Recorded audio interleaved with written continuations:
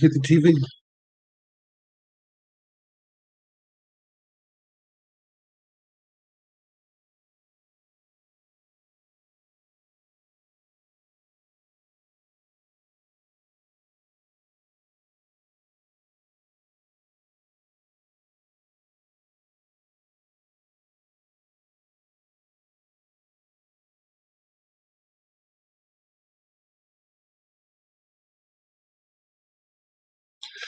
Last day of unleavened bread.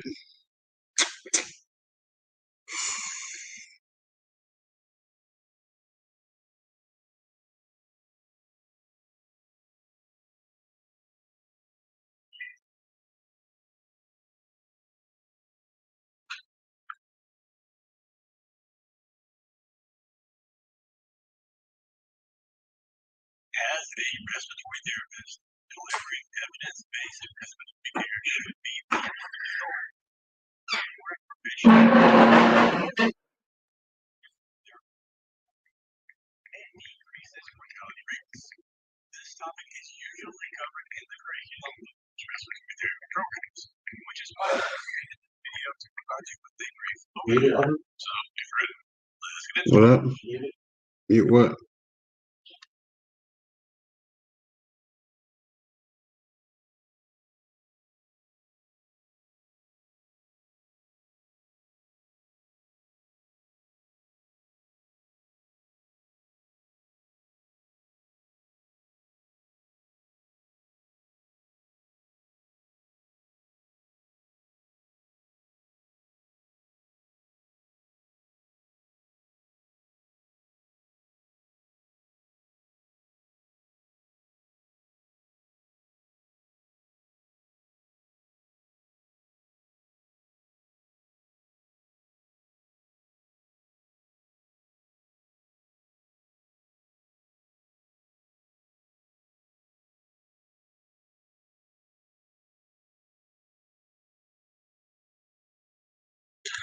All right, Shabbat Shalawam.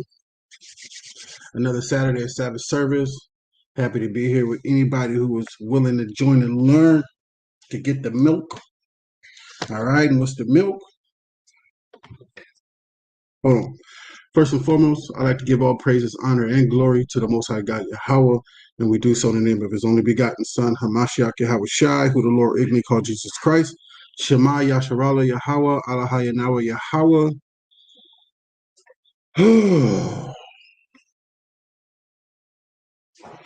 Okay. All right. So,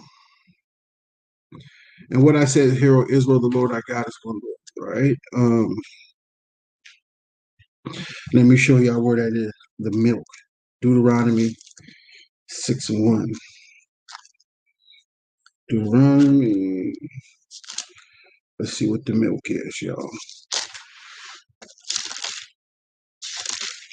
Deuteronomy chapter 6 and verse 1. Now these are the commandments, the statutes, and the judgments which the Lord now these are the commandments. These are the commandments and the statutes and the judgments which the Lord your God commanded to teach you, that you might do them in the land whither ye go to possess it. This is the milk. Okay? Verse 2, that thou mightest fear the Lord thy God, to keep all his statutes and his commandments, which are commanded. Two separate things. Statutes and commandments. What are statutes? Moral, civil, dietary, and ceremonial laws. Okay? That's what that is. So now let's go to the topic of discussion. All right, going over here to Numbers, the book of Numbers. And we're going to start, I believe, at Numbers 15.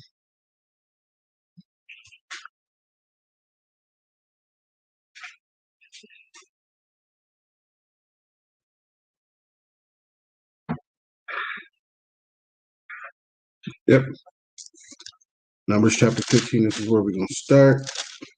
So everybody turn there, get your pencil and your paper out. Get ready to take notes. That way you learn through the precepts. Okay? And where can you go to show you that you learn through the precepts? Isaiah 28 and 9. Let's go there. I'm already in the book of Isaiah. The Spirit, how about you, Shai? And Isaiah 28 and 9 says, Whom shall he teach knowledge? And whom shall he make to understand doctrine? Doctrine means learning. Them that are weaned from the milk and drawn from the breast. Where's the milk? I just showed y'all. Deuteronomy chapter 6, verse 1 through 2. Them that are weaned from the milk and drawn from the breast. Right? Where you get the milk from the breast. The Most High is just metaphorically speaking, calling the law the breast. And the words is the milk that you suck out of the breast. Okay? Verse 10. For precept must be upon precept, precept upon precept, line upon line, line upon line. Here a little and there a little. All right? So that's how you learn. It's through the precepts. Okay? This is like your index, Isaiah 28 and 9. You know, when you roll through like when you scroll through the front of the book and you want to see where all the topics and your chapters are, the important chapters, you want to see what's going on. Somebody may reference a chapter in a book. You go to the index. This is where you go right here, Isaiah 28 and 9. All right. So now, get my mic up here. Cool. So now we're going to start. Come on.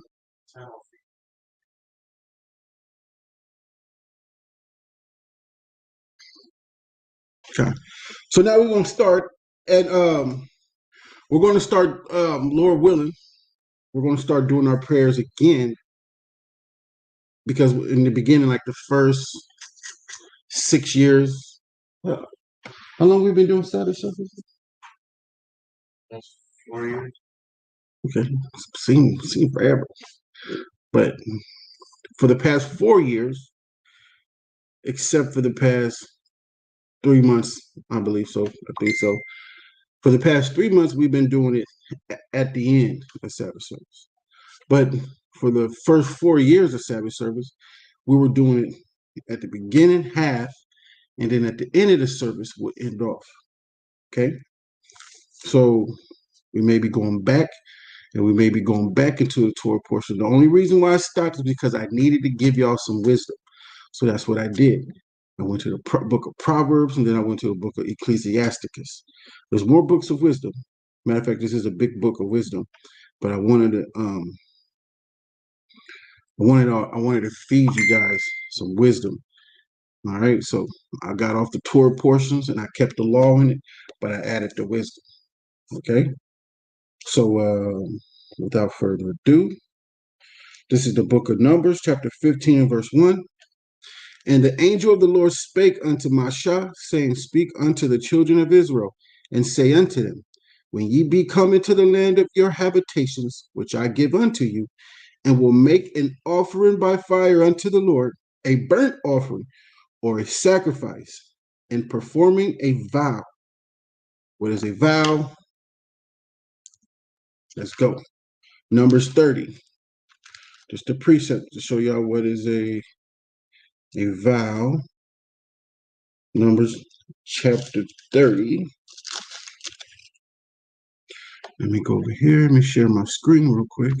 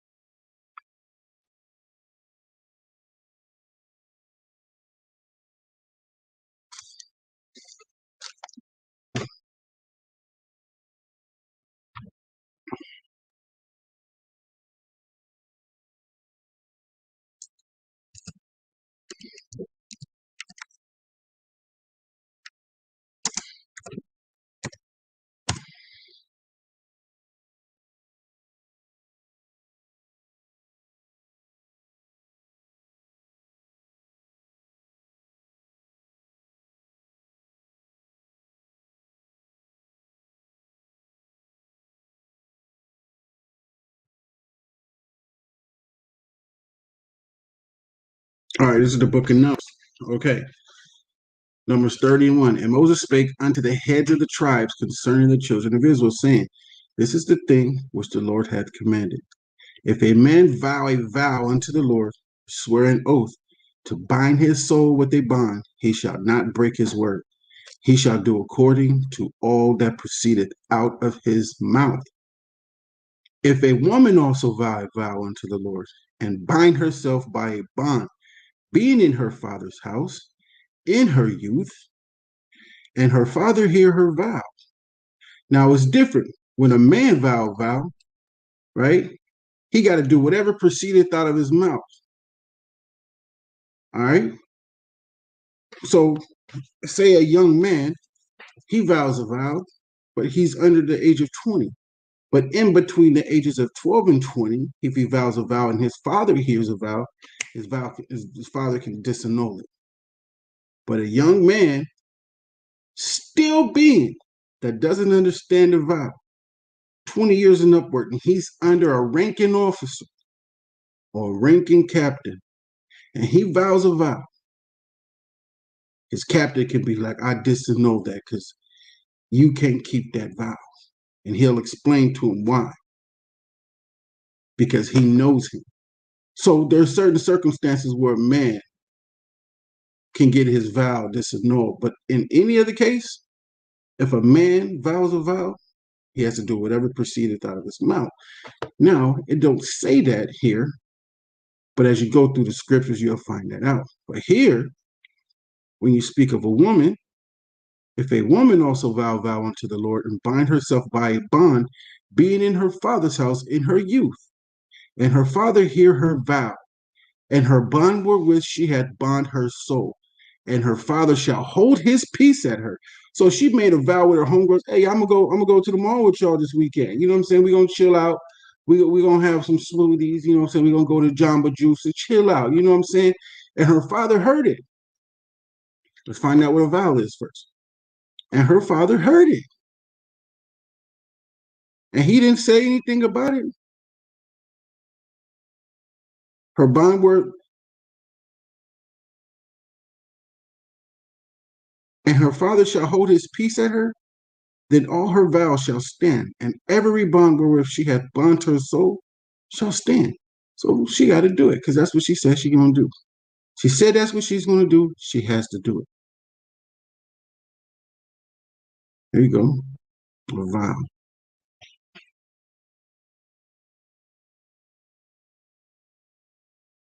A vow. Votive offering. A Strong's definition. A promise. So you don't have to say, I promise. You can just say you're going to do it. That's a vow. I'm going to do it.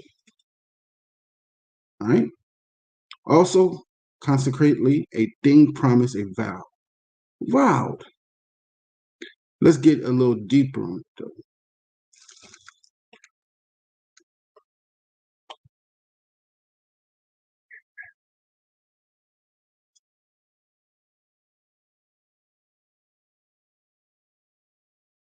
A vow, a solemn promise, oath, pledge, promise, bond, covenant, commitment.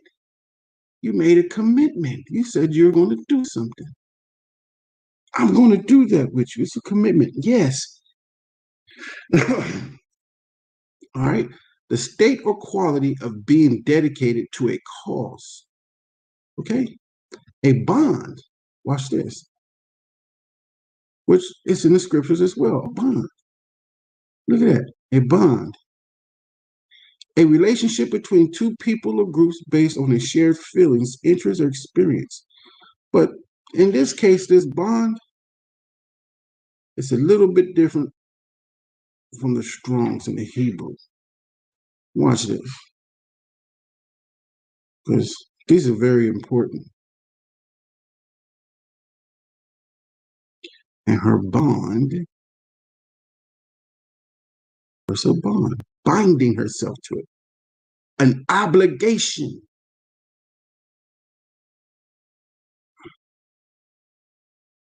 Her promise in obligating herself. She obligated herself. That brother obligated himself. Okay. So let's go back. Let's go back. So Numbers 30 and 4. And her father hear her promise, right? And her bond, her obligation. She says she's going to do something. Now she's obligated to do it. Her father hears that now she obligated herself to do something. Wherewith she had bonded her soul, and her father shall hold his peace. Now this is being in her father's house. And if a woman vow, and if a woman promise a promise unto the Lord and bind herself by a bond, being in her father's house in her youth, right? Now look at, if a woman vow a vow unto the Lord, but here she can be bonding it to a friend. Is that bonding it to the Most High? Yes, it is. He hears it. He hears it. Just like the man, the Most High hears it. He shall do according to all that proceedeth out of his mouth. A woman too. Right? Right. But if her father disallow her in the day that he heareth, not any of her vows or of her bonds or her obligations wherewith she had bonded her soul, and she had obligated herself, in her mind she wants to do it. In his mind he wants to do it, shall stand. And the Lord shall forgive her because her father disallowed her. And watch this. If she had at all in husband, and what's a husband? She's either engaged or an annulment. She's been had already. She's been taken. She's been humbled. Her husband, when she vowed or uttered out of her lips wherewith she bonded her soul, right? And her husband heard it and held his peace at her in the day that he heard it. So you made this obligation last week and he haven't heard anything about it. And it's like a day, it's like that's the day of, and your husband just hearing about that in the day that he heard it, right? And he held his peace, then her vow shall stand, and her bond wherewith she bonded her soul shall stand. But if her husband disallowed her on the day that he heard it, because you made that obligation last week, he's just now hearing about it, right? And her husband heard it and held his peace at her in the day that he heard it, then her vow shall stand. Now watch this. But if her husband disallow her on the day that he heard it, then he shall make her vow which she vowed, her promise which she vowed and obligated herself by a bond, and that which she uttered with her lips, wherewith she bonded her soul, where she obligated herself and wanted to do it, of none effect. The Most High is going to be at none effect. All right, cool. I'm letting it go because her husband said no. So the Most High is not exalting himself over that man, over the woman. The Most High heard it in that day. He was just waiting for the husband to hear about it to see what he was going to do about it. Because if the husband said no, the Most High said no.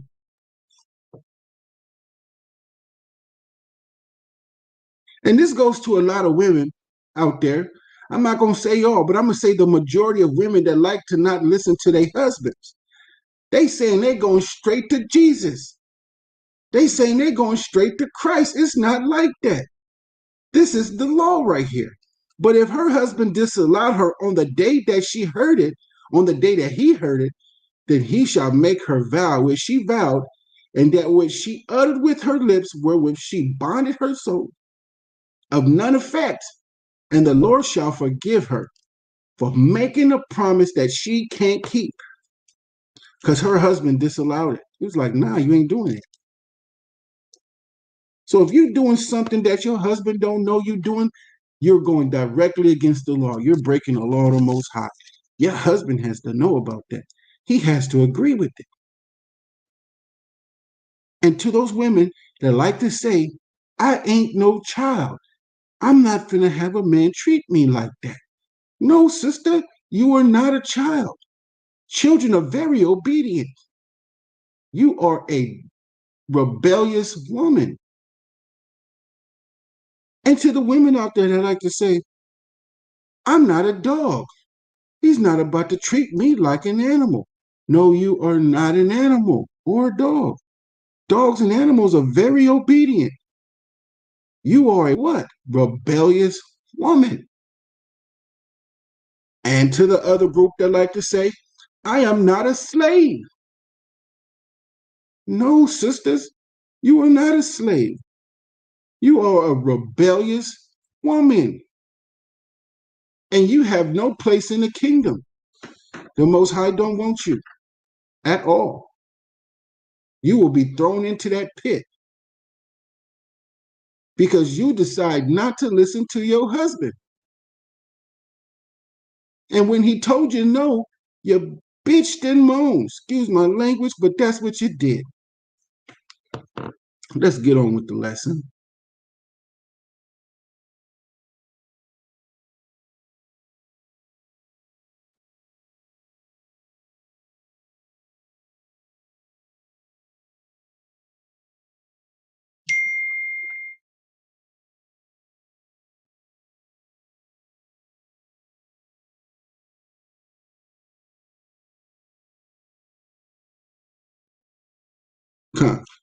So, back over here to the book of Numbers, chapter 15. And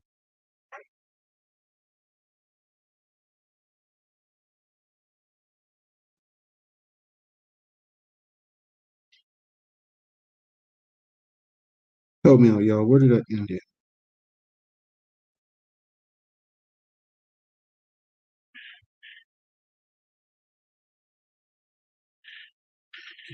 Okay, I got it. Verse 3. It's the book of Numbers, chapter 15, verse 3.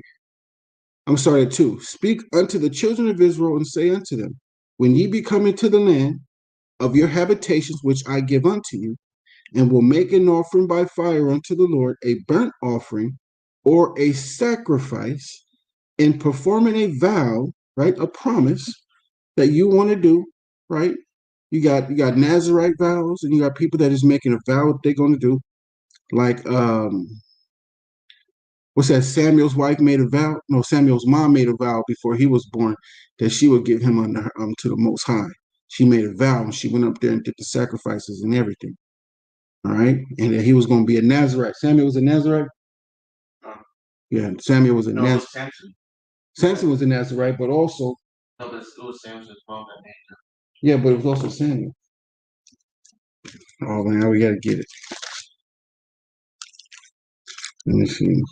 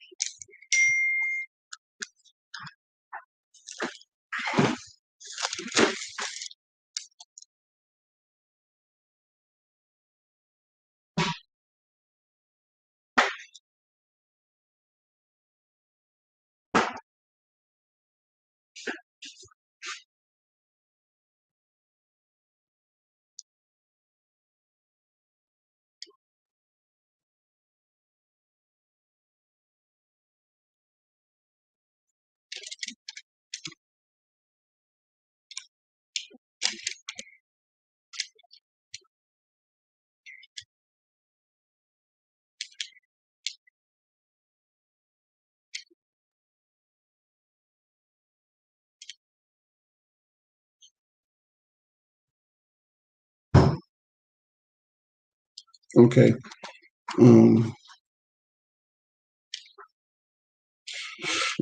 This is First Samuel chapter 1 and verse 9. So Hannah rose up after they had eaten in Shiloh, and after they had drunk. Now Eli the priest sat upon a seat by a post of the temple of the Lord. And she was in bitterness of soul and prayed unto the Lord and wept sore. And she vowed a vow and said, O Lord of hosts, if thou wilt indeed look on the affliction of thine handmaid and remember me, and not forget thy handmaid, but will give unto thy handmaid a man child, then I will give him unto the Lord all the days of his life, and there shall no razor come upon his head. And it came to pass as she continued praying before the Lord, that Eli marked her mouth. Right? What did he mark? Her promise. Right? Verse 13, now Hannah, she spake in her heart. Only her lips moved, but her voice was not heard. Therefore Eli thought she had been drunken. And Eli said unto her, how long wilt thou be drunken? Put away thy wine from thee. And Hannah answered and said, no, my Lord, I am a woman of a sorrowful spirit. I have drunk neither wine nor strong drink, but have poured out my soul before the Lord. Count not thy handmaid for a daughter of Belial, because these women were drunkards. That got drunk, those women of Belial, these false idols. Excuse me. I lost my daggone place. Okay. Okay, verse 16. Count not thine handmaid for a daughter of Belial. Excuse me for mentioning that name. For out of the abundance of my compliment and grief have I spoken hitherto. And Eli answered and said, go in peace, and the power of Israel grant thee thy petition that thou hast asked of him. And he said, let thine handmaid find grace in thy sight. So my thing is to say, when no razor come upon his head, what is that? Can't shave or nothing. Cut his hair, cut his feet. What kind of vow is that? That's it. So right there. Yeah. Didn't John have one too? I don't know. We'll have to look on that one. We'll have to go look on that one. But I just wanted to show that this vow he took, his mom took from was a vow as well, was a promise that no razor would ever touch his head. Okay, now we're going back over here to the book of Numbers, chapter 15, verse. We'll start back at 3. And will make an offering by fire unto the Lord, a burnt offering or a sacrifice in performing a vow, or in a free will offering, or in your solemn feast to make a sweet savor unto the Lord, of the herd or of the flock. Just what Samson, the mother did right there. So y'all got to think right now, what's a solemn feast? What's a solemn feast, or not? There's a solemn feast is basically everyone gets together and eats and stuff like that. What we doing right now? It's a solemn feast, right? Exactly. So let me read this again, because hey, a powerful soldier back here in the car caught on to that right there, right? Watch this. This is the book of Numbers, chapter 15, verse 3. And will make an offering by fire unto the Lord, a burnt offering or a sacrifice in performing a vow, or in your farewell offerings or your solemn feast, to make a sweet savor unto the Lord of the herd or of the flock. What is that? In that solemn feast, what we do? We barbecue. We cook stuff. We don't always cook carne asada. That's just Issachar back there, man. Issachar is obsessed with carne asada. I know that's what we say. Carne asada. Hey, it'd be good though. I'll tell you that now. But at the same time, these solemn feasts, our people do that all the time. What do? They solemn feasts on birthdays, Christmas, Halloween, Thanksgiving, Easter. Bunnies don't lay eggs. That's crazy. You got your kids out there finding eggs, talking about a bunny, put them out there, but when they go to school, they learn bunnies don't lay eggs. That's crazy. So our people are out there on their feast days, on their solemn feast days, that the so-called Edomite, the so-called white man, have proposed for them and put out there for them. They're keeping it, and they're making vows on solemn feast days when they're supposed to be making it for the Most High. That is against the law. So if you go into any of these solemn feast days and you're vowing to them, promising them, and you're obligating yourself with the bond to go over there and do that, you have broken the law of the Most High. And I hope I'm answering this question. I hope I'm answering a lot of questions to people. and they watch these videos, because I got more to bring up on. Okay. Verse 4. Then shall he that offereth his offering unto the Lord bring a meat offering of a tenth deal of flour mingled with fourth part of an hin of oil. So they frying it. So what do the colonel know about them 10 herbs and spices? What do he know? That was us. Because the Most High's law is that you better not leave the seasoning out. Verse 5. And the fourth part of an hin of wine for a drink offering shalt thou prepare. With the burnt offering, a sacrifice for one lamb. And what do our people do when they cook? They drink wine. They got stuff on the grill, or they frying a fish fry, or a chicken fry and stuff like that. I mean, we making wings for the party and we drinking, and we got stuff on the grill. We've been doing that since the land. Right? Verse 6. Or for a ram thou shalt prepare for a meat offering 2/10 deals of flour mingled with the third part of a hin of oil. And for a drink offering thou shalt offer a third part of an hin of wine, for a sweet savor unto the Lord. And when thou preparest a bullock for a burnt offering, or for a sacrifice in performing a vow or peace offering unto Yahweh, then shall he bring with a bullock a meat offering of 3/10 deals of flour, mingled with half an hin of oil. And thou shalt bring for a drink offering half an hin of wine, for an offering made by fire of a sweet savor unto Yahweh. Thus shall it be done for one bullock, or for one ram, or for a lamb or a kid. According to the number that ye shall prepare, so shall ye do to every one according to their number, and that are born of the country. Salakia, hold on.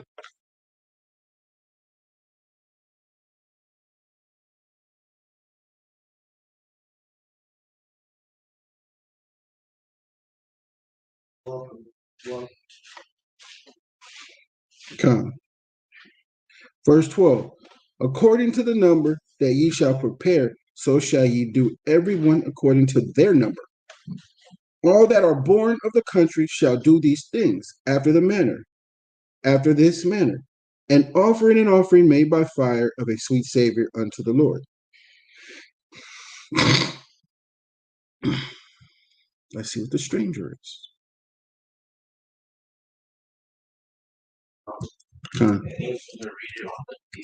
Isn't a stranger like so We're about to find out. another person from another tribe or comes from A stranger can be like you guys in the land of Samaria when we in the land of Judea. yeah, Yeah. same tribe. We're from different tribe. It's considered. Come.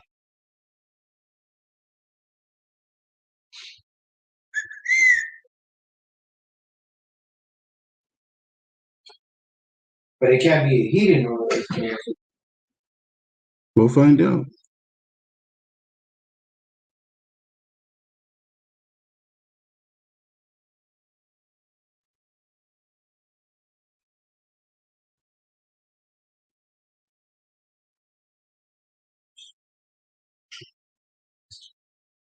All right.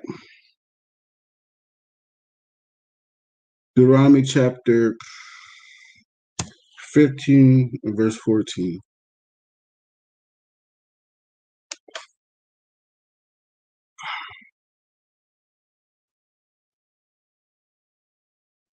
And if a stranger sojourn with you, or whosoever be among you in your generations, and will offer an offering made by fire of a sweet savor unto the Lord, as ye do, so he shall do.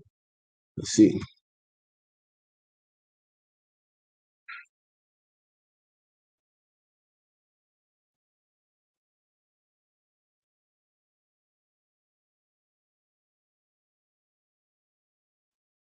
Stranger, alien, sojourner, stranger, stranger, a temporary inhabitant, a newcomer lacking inherited rights, of foreigners in Israel through conceded rights.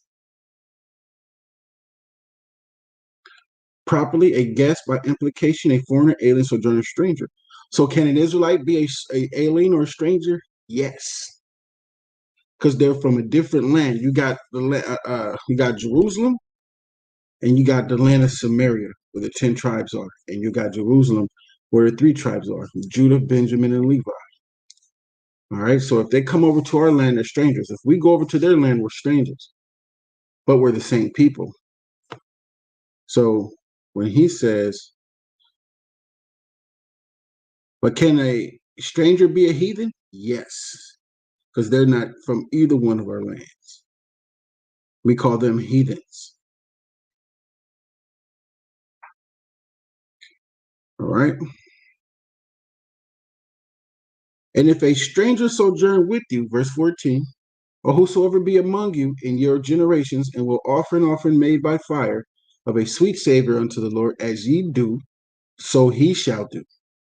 One ordinance shall be, one ordinance shall be both for you of the congregation, and also for the stranger that sojourneth with you. Now, this is where it's separated. One ordinance shall be both for you, shall be both. One ordinance shall be both for you of the congregation, and also for the stranger that sojourneth with you, an ordinance forever in your generations as ye are. So shall the stranger be before the Lord. Right? So now this is talking about a heathen, because northern and southern kingdom are both of the congregation of the people. Let's see if it separates it.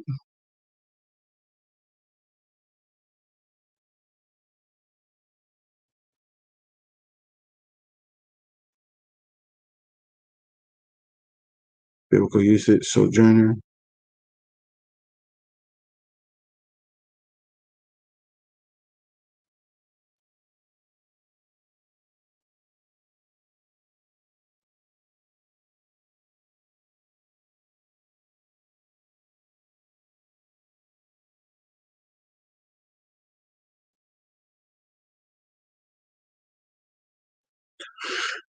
This is not pointing also to the heathen, but in the kingdom, the heathens will be keeping the feast days. Doesn't mean they get the type of salvation we get. We get the kingdom forever and ever and ever, and the use of the Most High and His Son Yahweh Shai and the angels. We are their gods in the kingdom. The Israelite men or women, they never get to touch or even look at. They got to stare at the ground. All right. So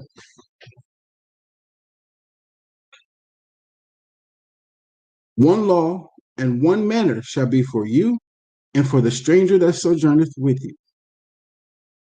And the angel of the Lord spake unto Moses, saying, Speak unto the children of Israel and say unto them, when ye come into the land, whither I bring you. So you were in New York, you were in Cali, now you're going from Cali to New York. Now you're going from Cali to New York, you go from New York to Cali. You know what I'm saying? Wherever you go, you're going to keep that law. That's where the Most High brought you, because he rules in the kingdom of men. Don't think you're going somewhere for nothing. The Most High got everybody going where He wants them to go. Okay? Speak unto the children of Israel and say unto them, when ye come into the land, whither I bring you, then it shall be that when ye eat of the bread of the land, ye shall offer and heave offering unto the Lord. Ye shall offer up cake of the first of your dough for an heave offering, as ye do to heave offering of the threshold floor, the threshing floor. So shall ye heave it. So you come in.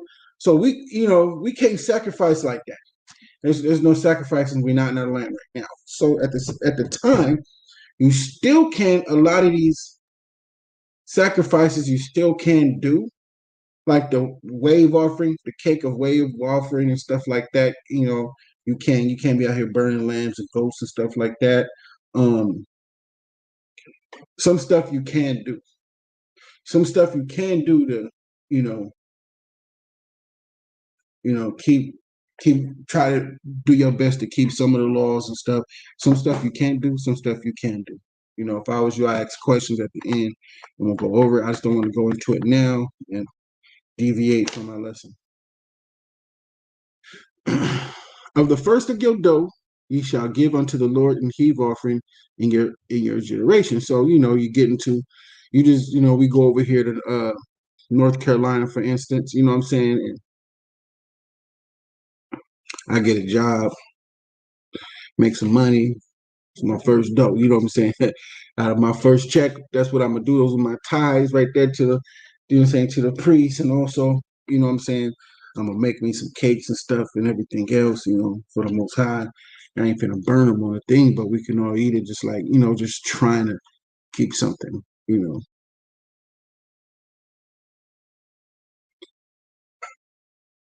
Verse 22.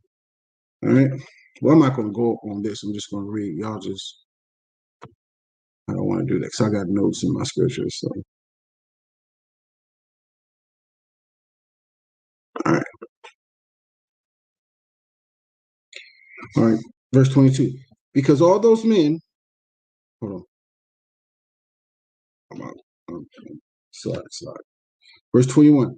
Of the first of your dough ye shall give unto the Lord in heave offering in your generations. And if ye have erred and not observed all these commandments which the Lord hath spoken unto Moses, even all that the Lord hath commanded you by the hand of Moses, from the day that the Lord commanded Moses, and henceforward among your generations, then it shall be, if aught be committed by ignorance. So if you came into the land and you didn't do that, and you knew to do it, that's bad. But if you came into the land and you didn't know not to do it, that's called ignorance because you didn't know. All right. Verse 24. Then it shall be, if aught be committed by ignorance without the knowledge of the congregation. So it was by ignorance, without the knowledge of us telling you that you should do it. You know, the people didn't tell you. We didn't tell you that you got to do it. You didn't know that. That's ignorance. All right. That all the congregation shall offer one young bullock for a burnt offering for a sweet Savior unto the Lord, with his meat offering and his drink offering, according to the manner, and one kid of the goats for a sin offering. And the priest shall make an atonement for all the congregation of the children of Israel. Why? Because what you didn't do, we all transgressed the law because we didn't tell you. Right? So what you don't know, and you got people around that's not telling you that you ought to do this, we all broke the law. Hey, Baba Kashaw, can one of y'all give me something to drink? Baba Kashaw, brother over here thirsty, you know. Damn, what's my place?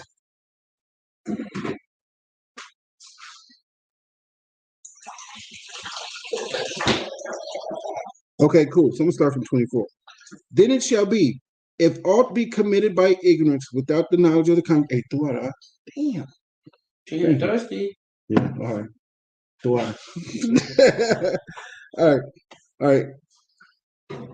One young bullock slack. Then it shall be, if aught be committed by ignorance without the knowledge of the congregation, that all the congregation shall offer one young bullock. All the congregation. All the congregation shall offer one bullock for a burnt offering, for a sweet Savior unto the Lord, with his meat offering and his drink offering according to the manner, and one kid of the goats for a sin offering. And the priest shall make an atonement for all the congregation of the children of Israel. And it shall be forgiven them, for it is ignorance. And they shall bring their offering, a sacrifice made by fire unto the Lord, and their sin offering before the Lord, for their ignorance. And it shall be forgiven all the congregation of the children of Israel. And the stranger that sojourneth among them, seeing all the people were in ignorance. And the stranger that sojourneth among them, seeing all the people were in ignorance. The stranger is the heathen. They're going to see all of us in ignorance because we're not talking to each other.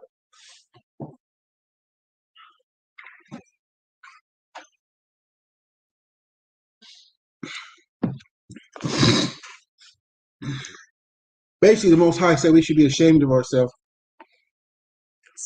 I couldn't quite hear you. I'm not talking to you, woman. Shut up.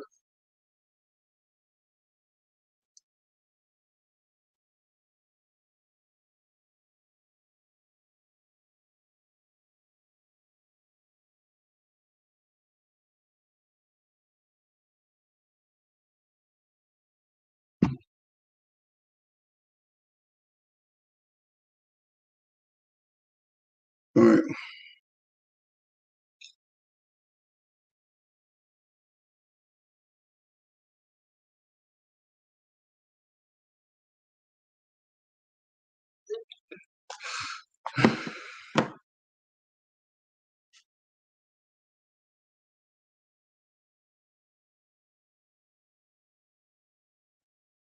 So I don't want the heathen to see me in ignorance and me not uh, informing my people on what's going on and everything else like that. I don't want to see that. I mean, I don't want that to happen. I don't want to see me and us not informing our people. So you know it's a sin not to inform your people. We got to inform them. All right, verse 27. And if any so sin through ignorance, then he shall bring a she-goat. So whoever did that sin got to bring a she-goat now. Of the first year for a sin offering, and the priest shall make an atonement for the soul that sinneth ignorantly. An atonement is a reconciliation back to the Most High. So we got the Day of Atonement coming up. One day the Most High is going to forgive all of our sin. So from this day on, everybody should be working on being holy, being separate, sanctify yourself, separate yourself from everybody else, and do the things that the Most High wants you to do and have fun doing them. That's the thing. Have fun and rejoice doing the things the Most High wants you to do. Start getting ready to celebrate the next feast day. Start planning it out. Where you going to be when this feast day happens? Start planning it out. Getting around the congregation. Don't bring a whole bunch of people full of sinners. I mean, that's cool and all, but you want to get yourself, that one person, away from everybody else and put yourself around everybody else that's doing the same thing that you're doing. It feels so much more better when you start putting yourself, when you take yourself from a congregation of wicked mother suckers and put yourself around a bunch of people that's trying to do things righteous, because I'm not going to call them righteous. I'm not going to call myself righteous, and I dare not to make myself a number of the elect, even though I pray to be of the elect and I want to be of the elect, and I'm striving to the end to get there. Yes, I do. I'm not going to say I'm the righteous or these people the righteous, but the people who are trying to do what I'm trying to do. Okay? Hmm. And the priest shall make an atonement for the soul that sinneth ignorantly, when he sinneth by ignorance before the Lord, to make an atonement for him, and it shall be forgiven him. You shall have one law for him that sinneth through ignorance, both for him that is born amongst the children of Israel, and for the stranger that sojourneth among you. But the soul that doeth ought presumptuously, the soul that sinneth being presumptuously. Presumptuous is talking about something you know not. But let me give you the definition. That way you can understand what I'm saying. Presumptuously, right? Bold and confident to excess. You're so bold and confident to speak of something you know not fully about. That's being presumptuous, right? Adventuring without reasonable ground for success. Adventuring, right? Without reasonable grounds for success. You think you're going to be so successful at it when you haven't studied it, do anything about it, and you speaking to all these people about something you know not. That's being presumptuous. Okay? You speaking presumptuously. Don't talk about something you do not know what. You need help. You need to build yourself up in the spirit before you try to go out there and talk to other people. All right?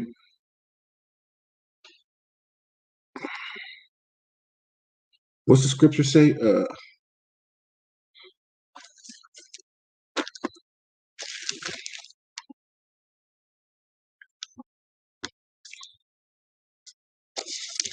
Where's that at?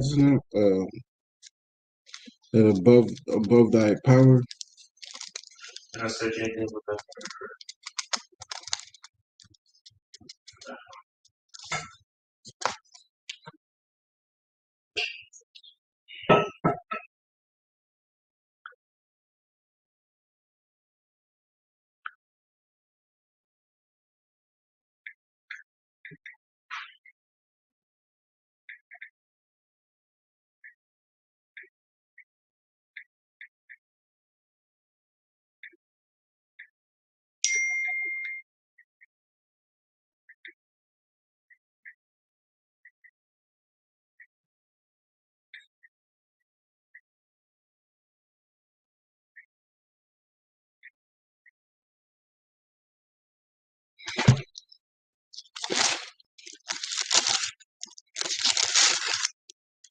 The book of Sirach, chapter 33 and verse 19. Oh, that's not what I wanted, dummy.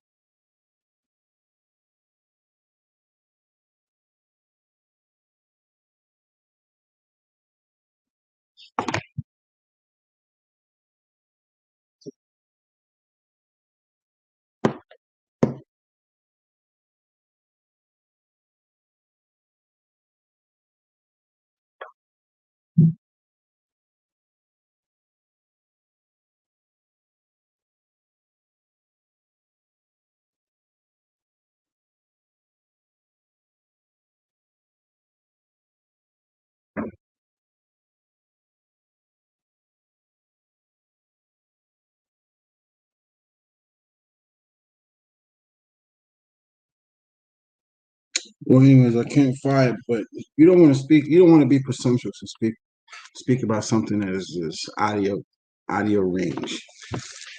That is speaking presumptuously right there. You don't want to do that. That is just no bueno. It's not good. Maybe if I had it for a precept. Did I read that for a precept? That's crazy. Usually I'm doing stuff like that. Oh well. Anyways, this is Numbers 15, verse 30. But the soul that doeth out presumptuously, whether he be born in the land or a stranger, the same reproacheth the Lord, and that soul shall be cut off from among his people, because he hath despised the word of the Lord, and doing what? Speaking presumptuously, and hath broken his commandment.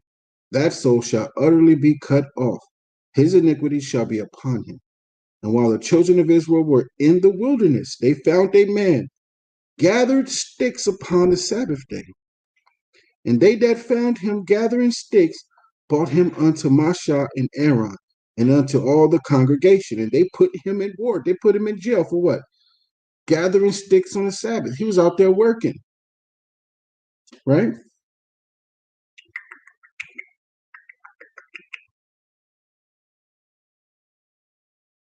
Verse 34, and they put him in ward because it was not declared what should be done unto him. Because the Most High said it back there in Exodus, right? Keep the Sabbath holy. 6 days shalt thou work, and on the 7th day is holy unto the Lord. And now this is a punishment for you doing something on the Sabbath.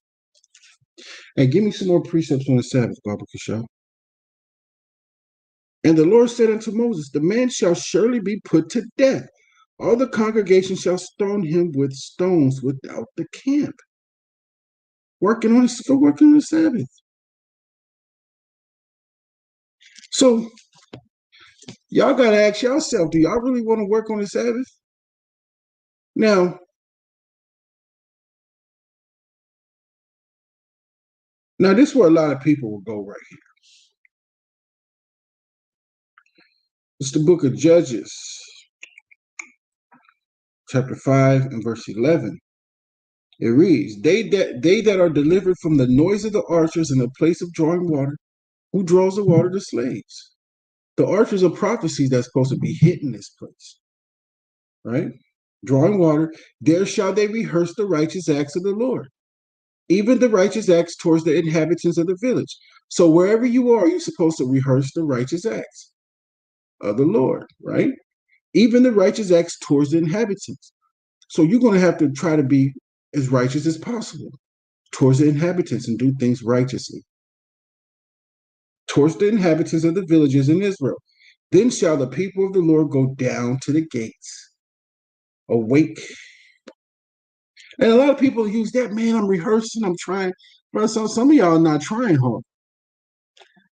And if we see that you're not trying hard, how much more the angels that are reporting it back? Now, my mind ain't the most high, so my heart ain't the most high heart. I don't think like him. You know what I'm saying? A lot of people be like, the most high judges the heart.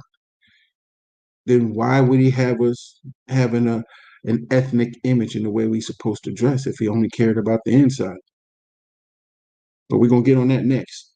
On our ethnic image and how we're supposed to look. Our apparel's coming up next. So yeah, a lot of people are right to that, man. We're rehearsing the righteous acts. I'm trying to get it together, bro. It's been a year. It's been 2 years, 3, 4, 5, 6. When you come into the truth, that's when you should have started. And if it's 6 years later, what you doing now?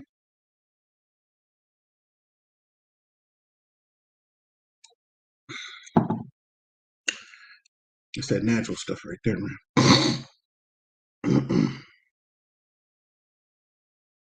So, verse 33, and they found him gathering sticks, brought him unto Masha and Aaron, and unto all the congregation, and they put him in ward, because it was not declared what should be done to him.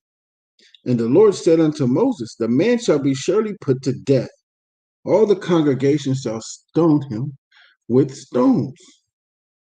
So what else is not supposed to be done on a Sabbath?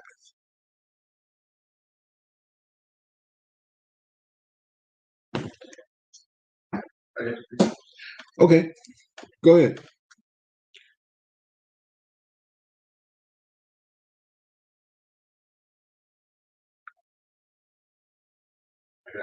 Go read them or Yeah, you can go ahead.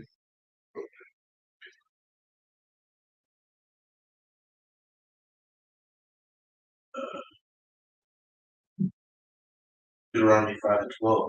Keep the Sabbath day sanctified. Why don't you come over here, Baba Kasha? Because you're not saying it that loud. Unless you can read it pretty loud from there, that'd be good. Okay. Deuteronomy chapter 5 verse 12. Yeah. Keep the Sabbath sanctified as the Lord thy God hath commanded you. 6 days. Hold up. Start again. Cough or start it. Right. Keep the Sabbath day to sanctify as the Lord thy God hath commanded thee. Keep the Sabbath day to sanctify, to separate it from everything else. 6 days shalt thou labor, but on the 7th day you sanctify yourself. I mean, you keep it holy. Go ahead. 6 days thou shalt labor and do all thy work, but the 7th day is the Sabbath of the Lord thy God. The what? The Sabbath of the 7th day. The 7th day is the Sabbath of the Lord thy God. In it thou shalt not do any work, thou nor thy son, nor thy daughter, nor thy manservant, nor thy maidservant, nor thine ox, nor thine ass, nor any of thy cattle, nor thy stranger that is within thy gates, that thy manservant and thy maidservant may rest, as well as thou. That's the day of the Lord. And it's not just for laying down and sleeping, it's also for studying. You can't spend 24 hours just sleeping. No, it's for studying. Getting with the family, do little games and get them to know the Most High and feast days. Like, give me all the feast days real quick in order. Because I'm going to start doing it. Because I'm finna take this time to do it. I'm finna write all the feast days down in order.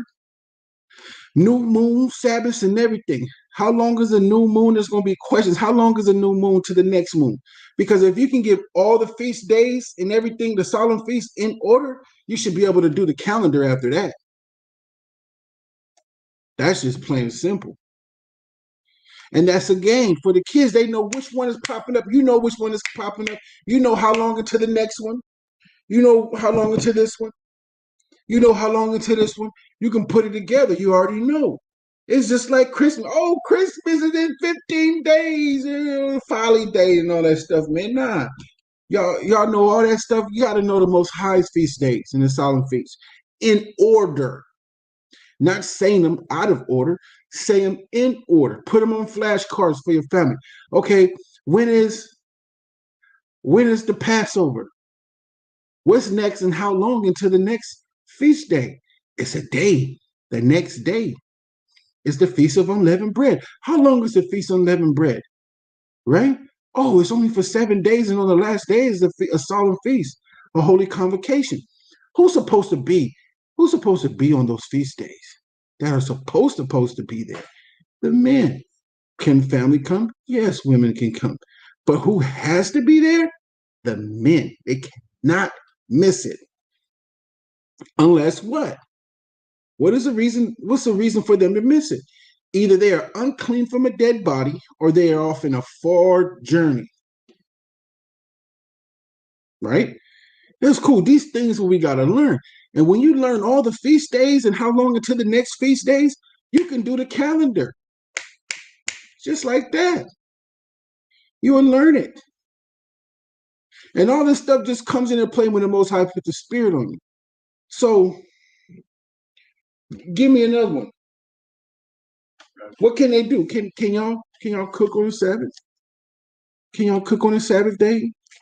Where can you go? Remember, you hearing these precepts. You got to write them down. You got to take notes. Got to take notes, folks. Give me that when you get it. Isaiah 58:13. Can I get that? This is Isaiah chapter 58, verse 13. Thou turn away thy foot from the Sabbath, from doing thy pleasure on my holy day. So if you turn your foot away from doing the Sabbath and do your pleasure, what you want to do on his holy day, having sex on the Sabbath is abomination. You're defiling the Sabbath. Because when you spill seed, you're defiling the Sabbath. You're defiled. You cannot have sex on the Sabbath. So if you turn your foot away from doing the Sabbath to do your pleasure, to do whatever you want to do, that is breaking the Sabbath. Go ahead.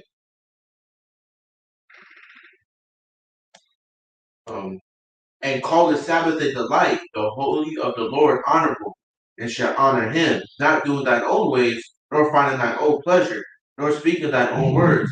Then shalt thou delight thyself in the Lord, and I will cause thee to ride upon the high places. Stop right there real quick. So, speaking your own words, these is not your own words. So if you can't speak your own words and do what you want to do, what you got to do? You can't sleep all day.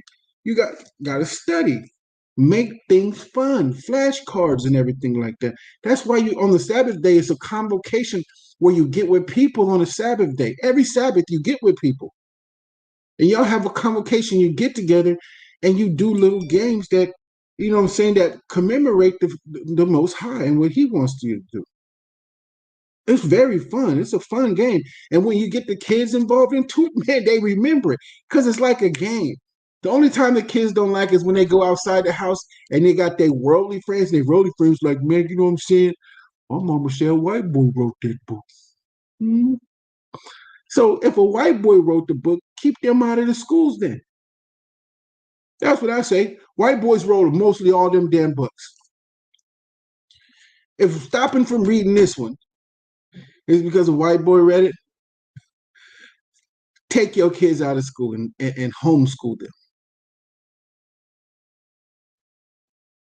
If a white boy touching stuff exempts everything, not exempt, it's like non. Matter of fact, if a white boy touching something means you don't want to touch it, I'm pretty sure he touched your wife at a pap smear. Throw her away. I'm just saying. Y'all got to stop coming up with excuses because we proven in a lot of different ways. White boys didn't write this book. Israelite Negroes wrote this book. And you can tell they swag in the way they talk and everything else in this book. Even some words are misspelled. You know what I'm saying? Hey, you can tell brothers wrote this book. So you can't give that excuse. Can you read that precept again, Baba Bishop? Thou turn away thy foot from the Sabbath. Book, chapter, verse. 13. Isaiah chapter 58, verse 13. Write this down. Go ahead. Thou turn away thy foot from the Sabbath, doing my pleasure on my holy day, and call the Sabbath a delight. So if you turn your foot away from the Sabbath, from doing his pleasure, what the Most High wants you to do on the Sabbath. Go ahead. The holy of the Lord, honorable, and shall honor him, not doing thy own ways, nor finding thy own pleasure. I don't understand that if it says not doing thy own ways. Did the Most High say you can go ahead and have sex on Sabbath? Did he say you can cook on Sabbath? Get that one too. You got that one next? If the Most High said from not doing his pleasure, what are you doing? What are you doing? I don't get it. Hey, some people do it faster, some people do it slow. I believe in doing it ASAP. Some things it's hard for me to do, and I have to fast and have to break it off just fast, man. You know, every month I fast. Every 30 days is a new moon, I fast. I fast. That's a promise to the Most High, because I'm killing my flesh, just trying to stop doing things, man. You know, and I got to. I got to do it. I pray that y'all do it.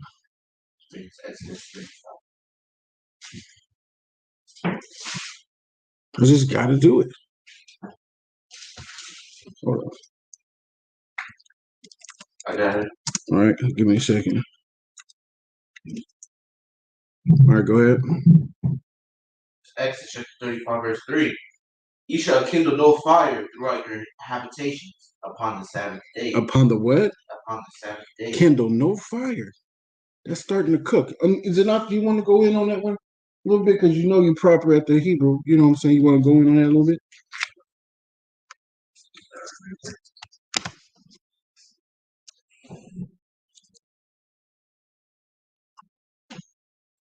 Forgot the Hebrew words. Okay, break it down the best you can. So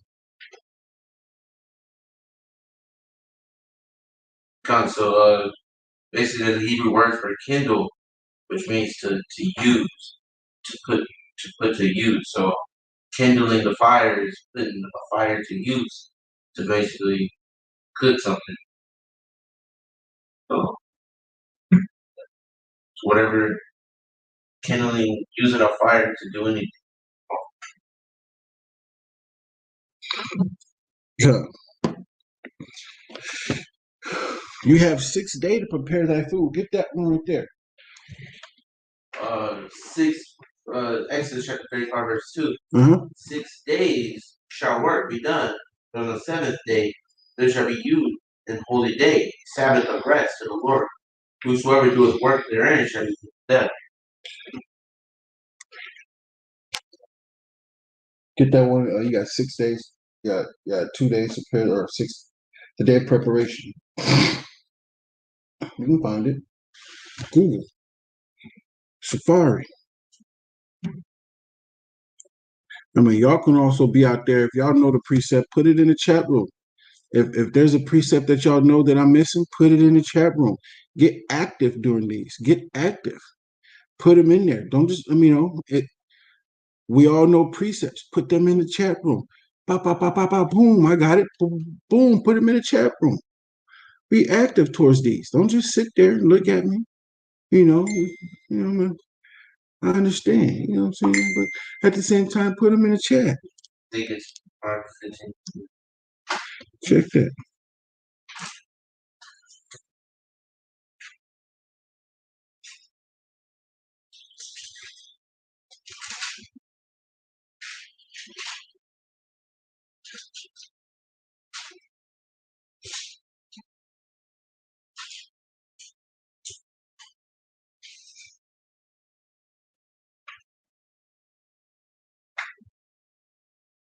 I got it. Go ahead. This is Mark chapter 15, verse, let me see. We'll start at verse 42. And now, when the even was come, because it was the preparation, that is, the day before the Sabbath.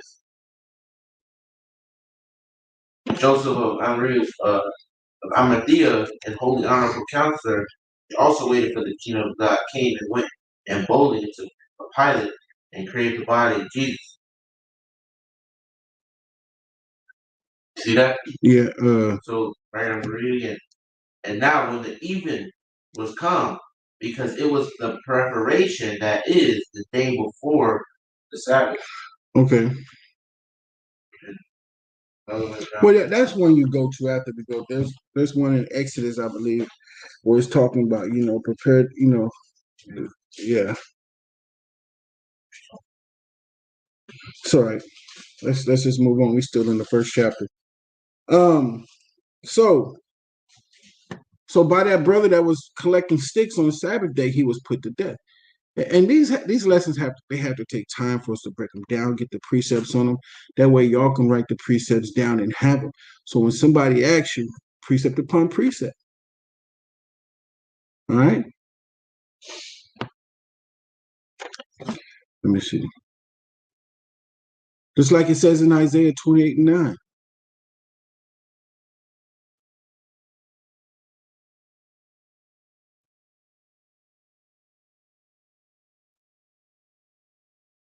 Let's see.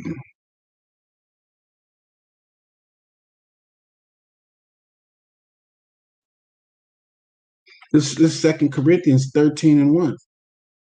This is the third time I am coming to you. In the mouth of 2 or 3 witnesses shall every word be established. And just like I gave you Isaiah 28:9, this shows you that they read the law right there. So this is the book of Numbers, chapter 15, verse 37. And the angel of the Lord spake unto Moses, saying, Speak unto the children of Israel, and bid them that they make them fringes in the borders of their garments throughout their generations, and that they put on the fringe of the border of ribbon of blue. And it shall be unto you for a fringe, that ye may look upon it, and remember all the commandments of the Lord, and do them, and that ye seek not after your own heart and your own eyes, after which ye used to go a whoring. It's idolatry. But let's get something real quick. Let's see what fringe means. Because you got two types of fringes. You got zeets and you got fringes.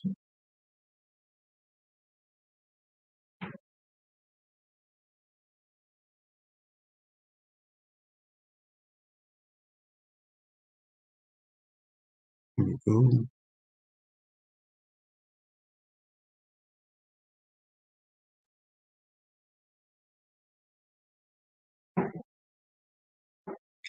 Numbers 15 and 38.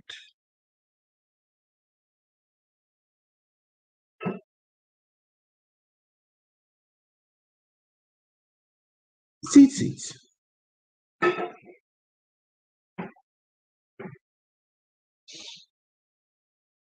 Fringe, tassels, locks. In the Hebrew, they call tzitzits. Tzitzits. Tzitzits. All right. A floral or wing-like projection, i.e., a forelock of hair or a tassel fringe lock. And I'm gonna show you guys. All right. I got my screen shared. Boom.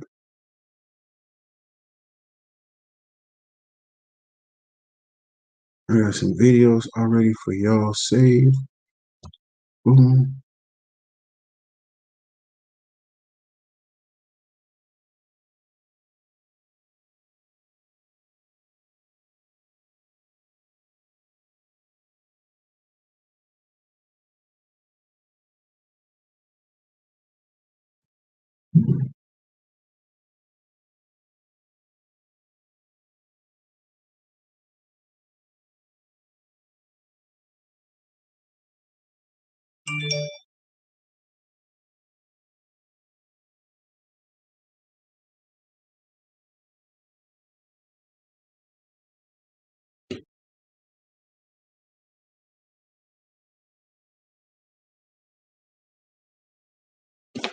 I like this young sister right here.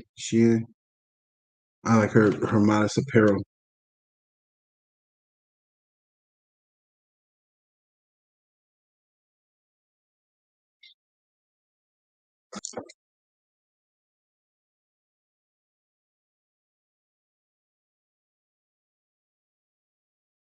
Oh, I wanted to show y'all. Check this out right here. So I'm gonna go to the modest apparel, but this has to do with sticks working on the Sabbath.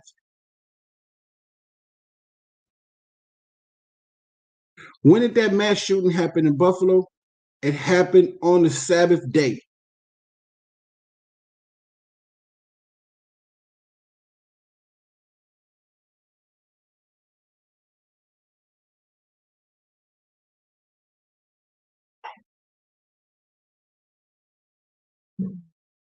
Now on this year, I ain't gonna be able to hear the volume. I'm working on that, trying to figure it out while the volume's not being showed. I promise y'all, I'm gonna get to it. I'm gonna find out what's going on.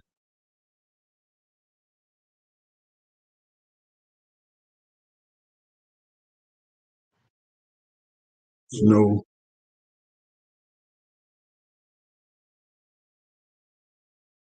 just get that. No, there ain't no video, but just watch this for a minute.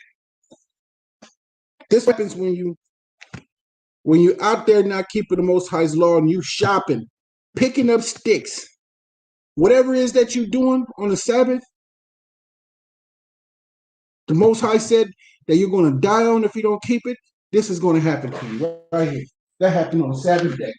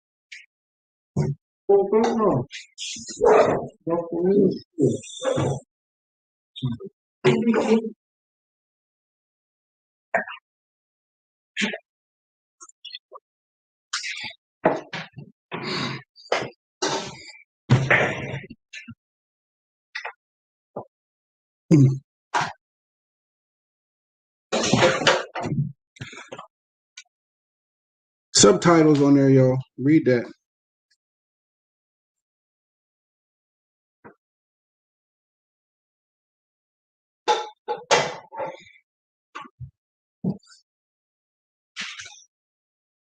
The shooter traveled hours from outside the community to penetrate this crime of the people of Buffalo. No, he I hear that he shot a white boy, went over there and said, "Hey man, I'm sorry," and walked past him. That's what he did. Now you got to understand this. Black people shooting black people is a civil problem. Hispanic people shooting Hispanic people is a civil problem. Hispanic people shooting black people is a civil problem. We are the same nation. But when another nation comes outside to kill us, it's an act of war.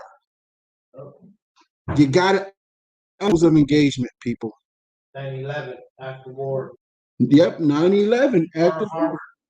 Pearl Harbor, act of war. This is another nation that did that. That's just what it is.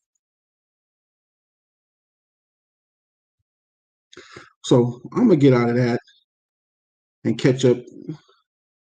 But I meant to show that anyway. So this is just going on the fringes, you know. And the angel of the Lord spake unto Moses and speak unto the children of Israel and bid them that they make them fringes in the borders of their garments. Now, we're going into modest apparel. Modest apparel with fringes. Okay?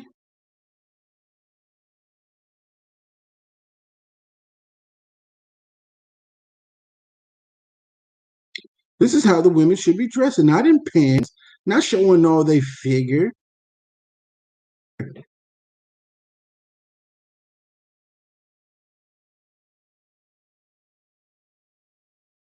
This is okay clothing right here. It's okay clothing for women.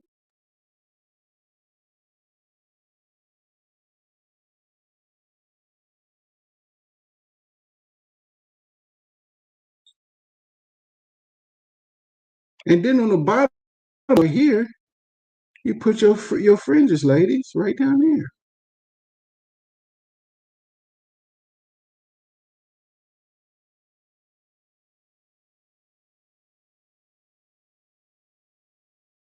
Got a, you know what I'm saying? She don't got her fringes on the bottom, but it's modest apparel. Okay. Look at the short skirt. It's not a dress. It's a skirt. It's a dress skirt. Beautiful. You can't tell me that ain't beautiful, bro. Oh, of course it is, man. That's beautiful, man. That's like, yeah, I see that. Like, get yourself a girl like that that's showing her body a lot, Yeah. and then you say from the outside, like a gift, like a present. You're like, what's inside? What's inside the package? Yeah. What's inside the package? No. Yeah. If everybody can see what's inside the package, it's like, I'm all right. Now look at this woman. Hey, men, we rate women. She fresh face out the shower. She's a 4. But the way she dresses makes her a 6. She put a little bit of 7.5. Exactly. Give her an 8 because she's covered up, but she's nice. Like the way she dressed is she's covered. She is covered. That is beautiful, man. She's respecting herself. Exact, and her man. I'm gonna show the subtitles up here.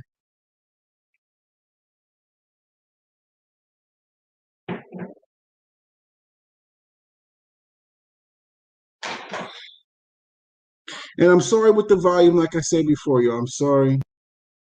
But let's show the clothing. Now, some of them are grandma apparel. I don't like that, you know. But you can find a lot of apparel like the young sister had on.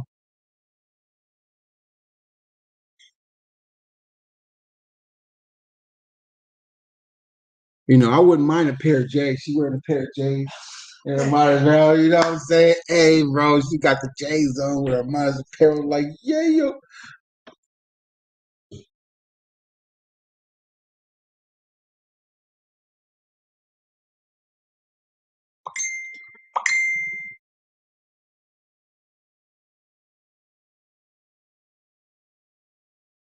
Oh, man, I got slow internet. I got that COVID-19 internet, y'all.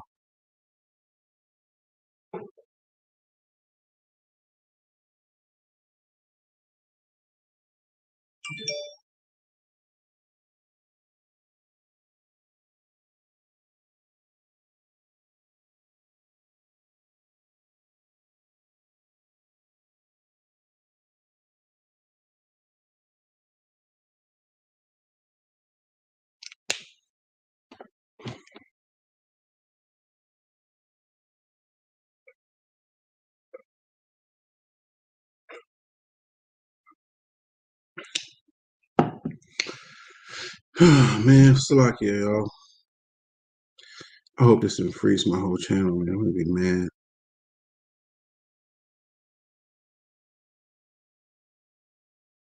All right, let me get out of here and do my stuff before something happens.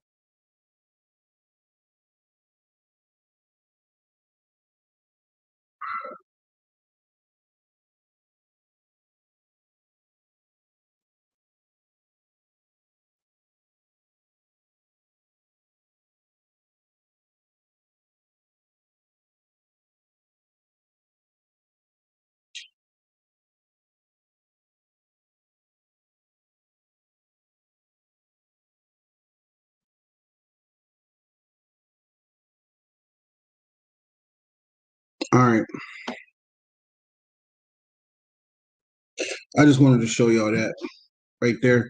How the women were, men, we wear our fringes, we wear garments, you know what I'm saying? Or I'm gonna be going back to just usual, not going back because I never wore it. I like wearing my fringes on my shirt, all my shirts and stuff like that. I could wear my tunic and everything. I'm getting me to get a tunic, you know what I mean, to wear and everything else, because these last days, why would I want to be in regular apparel? Even now, you know what I mean? Just be in my tunic. Chill, head wrapped, everything. Oh yeah. I'm saying this is my mitri right here. This is my mitri. All the priests wore this right here. Mitri. Got my mitri going. You know what I'm saying? So now let's start. This is the book of Numbers, chapter 15, verse 40. That ye may remember and do all my commandments and be holy unto your power, Yahweh. So when the sisters, you're wearing your dress and you're sitting there all modestly, you can put your hands down and grab your fringes and rub on them and looking at them. People looking at them is a constant reminder. And they'll see it. When people see my fringes, they be like, bro, that's tight. All different nations be like, that's tight. And I'll be like, the water. No, you can't do it. Some people I'll be like, no, you can't copy this. It's not for you. In the kingdom, they're gonna be wearing it, but just don't want them to wear it right now. We gotta be separate right now. You know what I'm saying? So it is what it is. All right, verse 41. I am the Lord your power, which brought you out of the land of Egypt to be your God. I am the Lord your power. Call Shara, the Bar Yahweh, Anaya Shava, Nashamai, all that Yahweh said, what we doing here. All right. Where's Gubba War? Gubba War in here, man? Usually Gubba War in here writing everything, man. He posting precepts and everything. He's active in here. Where's Gubba War? Hey, people just watching and they're not active. Y'all gotta be active in here. Shows me that you listening. All right, this is number 16. Now Korah, the son of Izhar, the son of Kohath, the son of Levi, and Dathan, and Abram, the sons of Elab, and on the son of Peleth, sons of Reuben, took men, and they rose up before Mashah with certain of Israel, 250 princes of the assembly, famous congregation, men of renown, famous men, 250 of them, right? These were Levites. I believe so.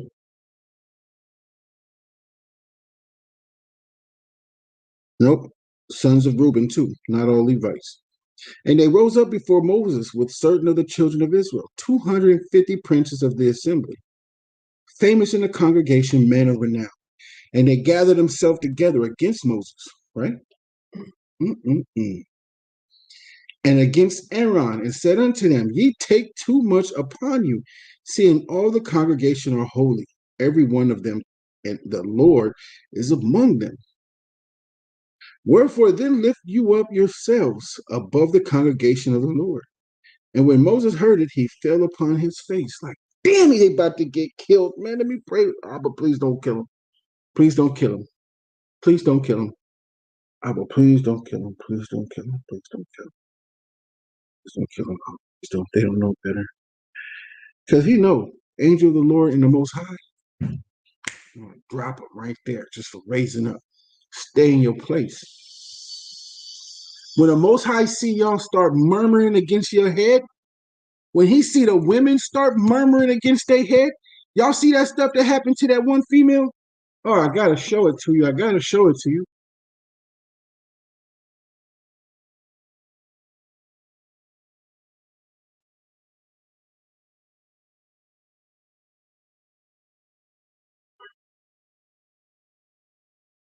Where did it happen?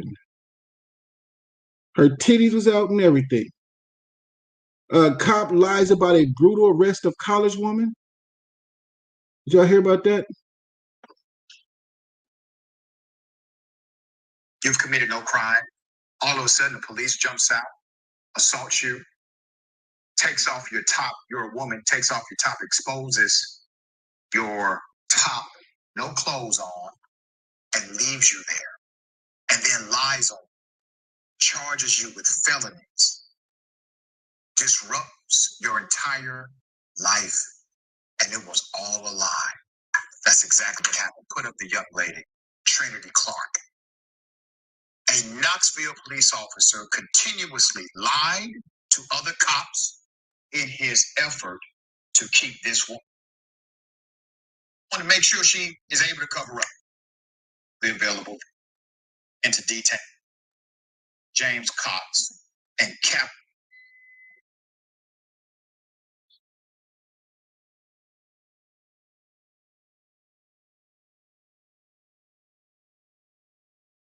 This is how unsafe y'all are.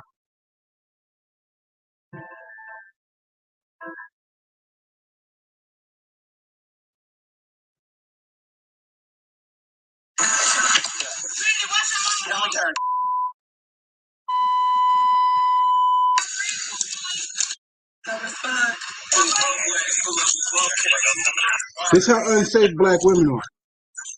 When they ain't got no head, this is how unsafe they are. Look at a white boy walk up to her. Did whatever he wants to. No man around. And if the man around, he'll sin. He took her top off. Look, he snatched the top off.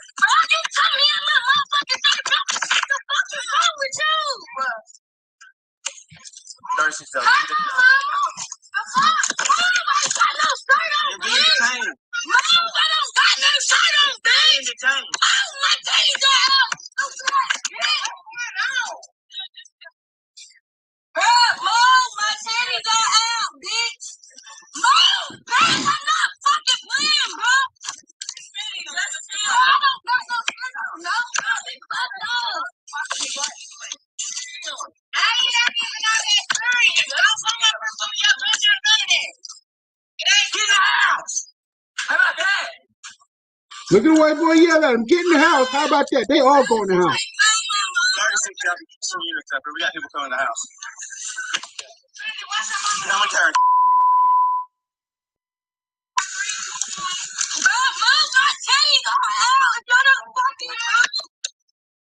Get your hands out. No, I don't have no fucking problem. Fuck y'all. Now, let me show you the spirit that's out there, though. I got to show y'all this spirit. Look what happened. Look what Hashatan did.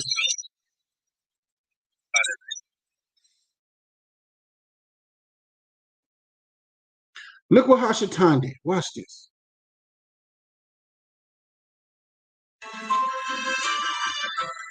Watch what he was doing before she drove by. She drives by right there. Look. Watch the white boy. He turns around. Who put that spirit on him? She wasn't nowhere near him.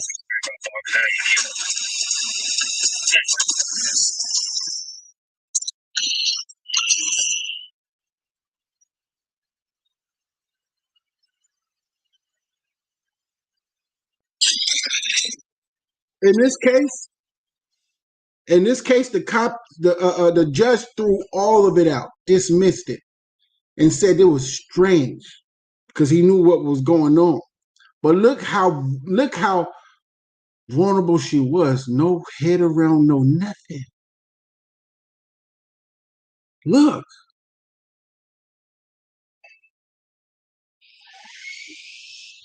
Man.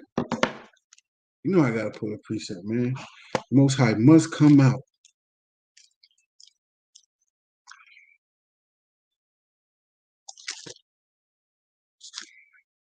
The Most High must come out.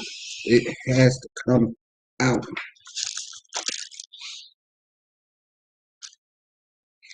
This is Isaiah chapter 1. I'm going to start at verse 4. A sinful nation, a people laden with iniquity. A people laden with iniquity, a seed of evildoers, children that are corrupters that have forsaken the Lord. They have provoked the Holy One of Israel unto anger. and they are going away backwards. That young lady is backwards. Why? Because forward she'll have a head there, and she wouldn't be dressed like that. Hey, give me that precept, Zanah.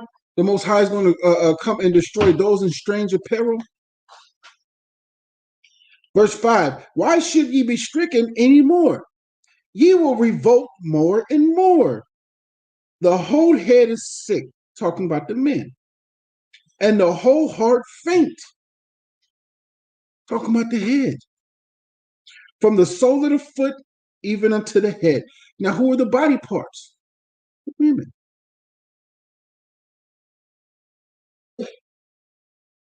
There is no soundness in it, but wounds and bruises and perpetuating sores. They have not been closed. We have wounds and scars and stuff that have not been closed. Have not been closed at all. Neither bound up, neither mollified with ointment. No neosporin or nothing. Your country is desolate.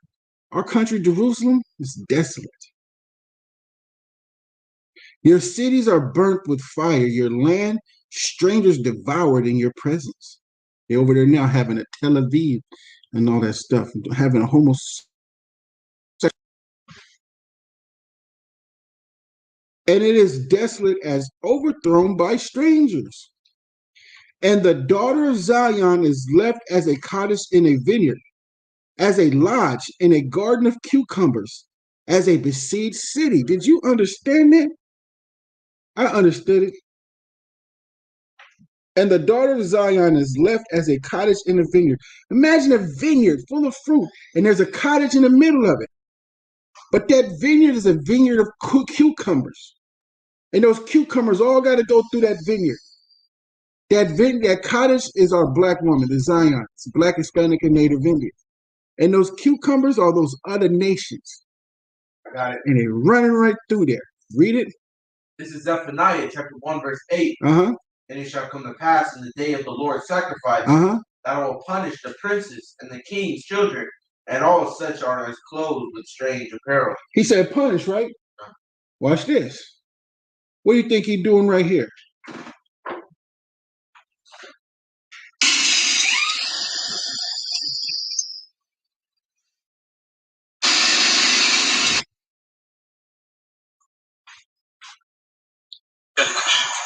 Read that again, Janelle. And off of me, no! Get off of me! Put your hands on the fucking back right now, goddammit! Hands on your back! Put your hands on your fucking That's the Most High sword. That's the Most High sword right there. This is the white boy. That's the Most High sword. He's punishing him. He's punishing us with his sword. Go ahead and read that, Zanat.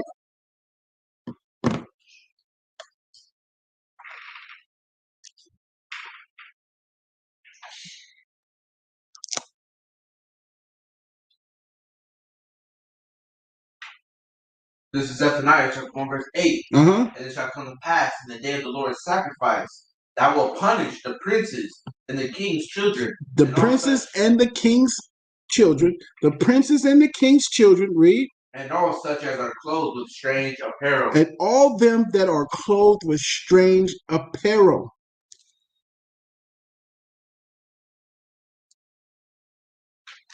The Most High is doing that because you're in strange apparel. You're not in the clothing that you're supposed to be wearing. All you brothers out here, you ain't wearing y'all fringes. Y'all ain't doing what y'all supposed to do. You got the wrong wisdom up in your head. 10 hours of something else instead of 10 hours of the Most High. No, it's got to be an even balance. The Most High hates a false balance. Hates a false balance. Sisters out there with strange apparel, like she was wearing a top. Now her biddies are showing. She had on strange apparel. Not to say the apparel that she had on was, if she had on modest apparel, that it wouldn't come off. But I would guarantee 9 times out of 10, if she was wearing modest apparel and she was worshiping the Most High, she wouldn't be in that predicament. That's what I say. The Most High ain't gonna let that happen to them that have faith in Him and love Him. That's not gonna happen. Ain't nobody gonna put no hands on you. You worshiping the Most High, hey, and if it do happen, hey, just put your faith in the Most High. Everything will be okay, and just calm down. Let the Most High handle it.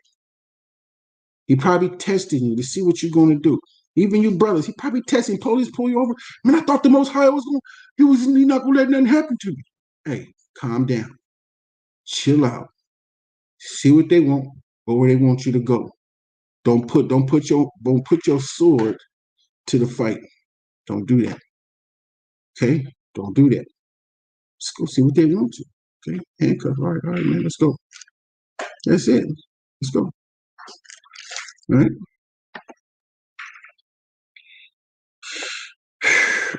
So in this case, you got a bunch of people who are rebelling. They are murmuring, talking a bunch of ish to Masha and Aaron. They're rebelling. It's like that sister. She's rebellious. You can tell the way she looks. She don't love the Most High. If she loved the Most High, she wouldn't be walking up there dressed like that in shorts and a tank top, all her flesh showing. Number 16 and verse 3. And they gathered themselves together against Moses and against Aaron and said unto them, Ye take too much upon you, seeing all the congregation are holy, every one of them, and the Lord is among them. Wherefore then lift you up yourselves above the congregation of the Lord. Why are you so above us? Why are you above everybody? Why are you acting like you above us, man? Come on now. You take too much upon you. Watch out. Let us get some of this. Let us talk to the Most High. Yeah. And when Moses heard it, he fell upon his face. And he spake to Korah and unto all his company, saying, Even tomorrow the Lord will shew who are his, and who is holy, and who calls, and will cause him to come near unto him, even him whom he hath chosen, when he calls to come near unto him. This do, take you censers, Korah, and all his company, and put fire therein, and put incense in them before the Lord. To whom the Lord doeth choose, he shall be holy. Ye take too much upon you, ye sons of Levi. Now he turned it around. You take too much upon you. You don't know what you're doing. You're talking about, ye sons of Levi. And Moses said unto Korah, Hear, I pray you, ye sons of Levi, seemeth it but a small thing unto you that the power of Israel hath separated you from the congregation of Israel, to bring you near to himself, to do the service of the tabernacle of the Lord, and to stand before the congregation to minister unto them. And he hath brought thee near to him, and all thy brethren, the sons of Levi, with thee. And seek ye the priesthood also? You're near, he separated Levi. Levi has no inheritance. The Most High is his inheritance. Levi just stays in the best suburbs around in Israel. He gets the best. Verse 11, For which cause both thou and all the company are gathered together against the Lord. And what is Aaron that ye murmur against him? And Moses sent to call Dathan and Abiram, the sons of Eliab, which said, We will not come up. Them guys. Right? And is it a small thing that thou hast brought us up out of the land that flows with milk and honey to kill us in the wilderness, except thou make thyself altogether a prince over us? Moreover, thou hast not brought us into the land that flows with milk and honey, or given us inheritance of fields and vineyards. Wilt thou put out the eyes of these men? We will not come up. And Moses was very wroth and said unto the Lord, Respect not their offering. I have not taken one ass from them, neither have I hurt one of them. And Moses said unto Korah, Be thou and all thy company before the Lord, thou, and they and Aaron tomorrow. And take every man his censer and put incense in them. And bring ye before the Lord every man his censer, 250 censers. Thou also and Aaron, each of you his censer. And they took every man his censer and put fire in them and laid incense thereon and stood in the door of the tabernacle of the congregation with Moses and Aaron. And Korah gathered all the congregation against them unto the door of the tabernacle of the congregation, and the glory of the Lord appeared unto all the congregation. Glory is his body. Okay. And the Lord spake unto Moshe and said unto Aaron, saying, separate yourself from among this congregation, that I may consume them in a moment. And they fell upon their faces and said, O Yahweh, the power of the spirits of all flesh, shall one man sin, and will thou be wroth with all the congregation? And the angel of the Lord spake unto Moses, saying, speak unto the congregation, saying, get you up from about the tabernacle of Korah, Dathan, and Abram. Get away from them. And Moses rose up and went unto Dathan and Abram, and Elab, and elders of Israel followed him. And he spake unto the congregation, saying, depart, I pray you, from the tents of these wicked men, and touch nothing of theirs, lest ye be consumed in all their sins. So they gave up from the tabernacle of Korah, Dathan and Abram, on every side. And Dathan and Abram came out and stood in the door of their tents, and their wives and their sons and their little children.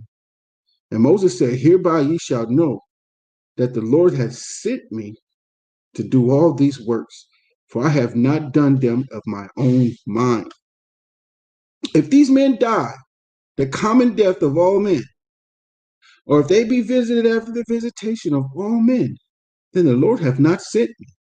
But if the Lord make a new thing, and the earth open her mouth, and swallow them up with all that appertaineth unto them, and they go down quick into the pit, then ye shall understand that these men have provoked the Lord. So the Most High gonna open the ground on a new thing. And it came to pass, as he had made an end of speaking all these words, that the ground clave asunder it's like that the ground clave asunder that was under them. And the earth opened her mouth and swallowed them up, and their houses, and all the men that appertained unto Korah, and all their goods. They and all that appertained to them went down alive into the pit, and the earth closed upon them, and they perished from among the congregation. The Most High gonna take out your whole family. They didn't even do it, you did it. The fact that she's attached to your flesh, and those are your flesh, your kids, he's gonna take them too, to show everybody else what you bet not do.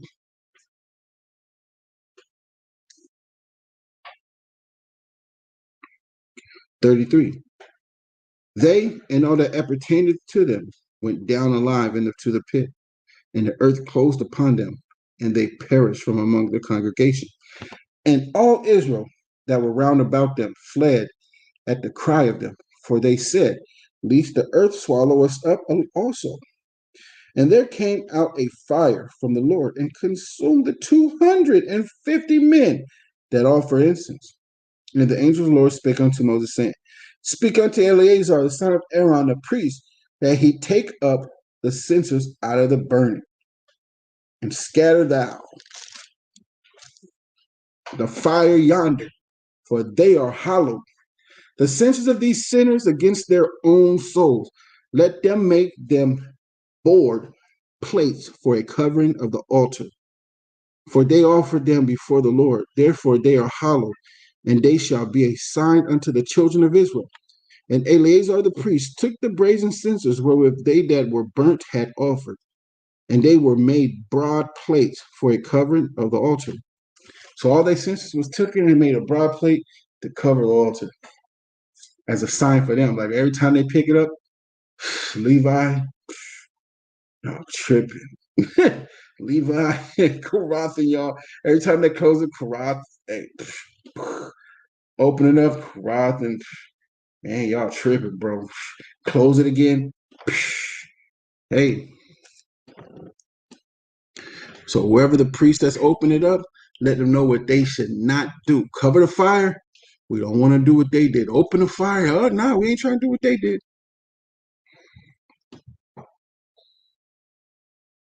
Verse 40. To be a memorial unto the children of Israel, that no stranger, which is not of the seed of Aaron, come near to offer incense before the Lord, that he be not as Korah and as his company, as the Lord said to him by the hand of Mashah. But on the morrow, all the congregation of the children of Israel murmured against Moses and against Aaron, saying, Ye have killed the people of the Lord. Oh my goodness. Our people again with this madness.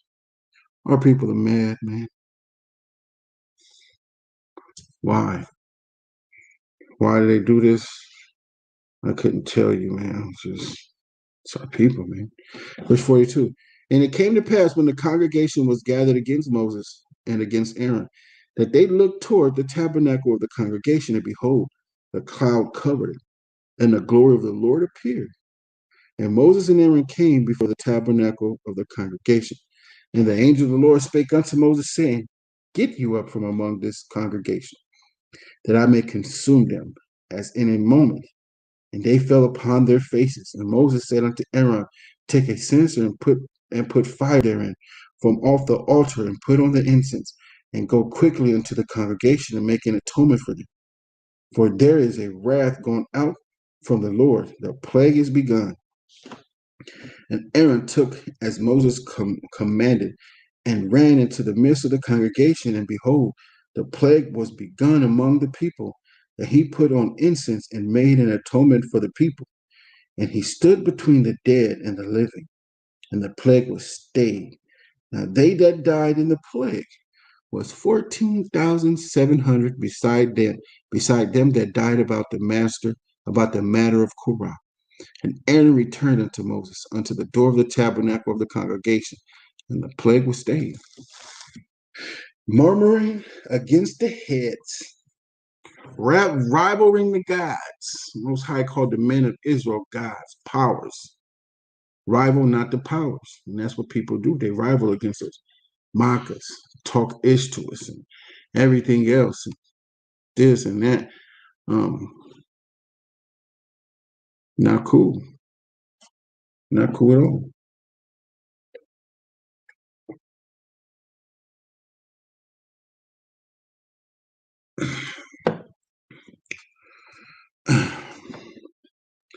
Call Shirah, the Bar Yahweh, Anaya Shahabana Shemai. Or they Yahweh said, what we doing here? I show it the hell about the rival, the powers to be in Israel. I ain't finna do all that. I just take it to them personally.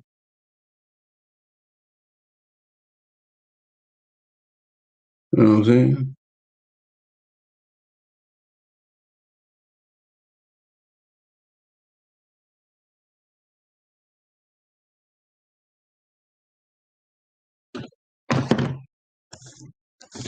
All right, last chapter, and we go to the book of Wisdom of Solomon. All right, this is Numbers chapter 17, verse 1. And the Lord spake unto Mashah, saying, Speak unto the children of Israel, and take of every one of them a rod according to the house of their fathers, all of their princes according to the house of their fathers, 12 rods. Write thou every man's name upon his rod, and thou shalt write Aaron's name upon the rod of Levi. For one rod shall be for the head of the house of their fathers. So now all the children of Israel, all the heads of Israel got to take a rod and bring it. Boom. Okay? And even though the Levites are the one that died in there, you still had some people from the plague of the 14,000 that came against them for killing the Levites. And so the Most High is about to show who's in charge. Verse 4. And thou shalt lay them up in the tabernacle of the congregation before the testimony, where I will meet with you. And it shall come to pass that the man's rod whom I shall choose shall blossom, and I will make to cease from me the murmuring of the children of Israel, whereby they murmur against you. And Moses spake unto the children of Israel, and every one of their princes gave him a rod, a piece, for each prince one, according to their fathers' houses, even 12 rods. And the rod of Aaron was among their rods. And Moses laid up the rods before the Lord in the tabernacle of witness. And it came to pass that on the morrow Moses went into the tabernacle of witness, and behold, the rod of Aaron for the house of Levi was budded, and brought forth buds, and bloomed blossoms, and yielded almonds. You can go to Jeremiah 1:11 about this too. And Moses brought out all the rods from before the Lord unto all the children of Israel. And they looked and took every man his rod. And the Lord said unto Moses, bring Aaron's rod again before the testimony to be kept for a token against the rebels. And thou shalt quiet and take away their murmurings from me, that they die not. Where's the testimony at? Where's the testimony at? So not.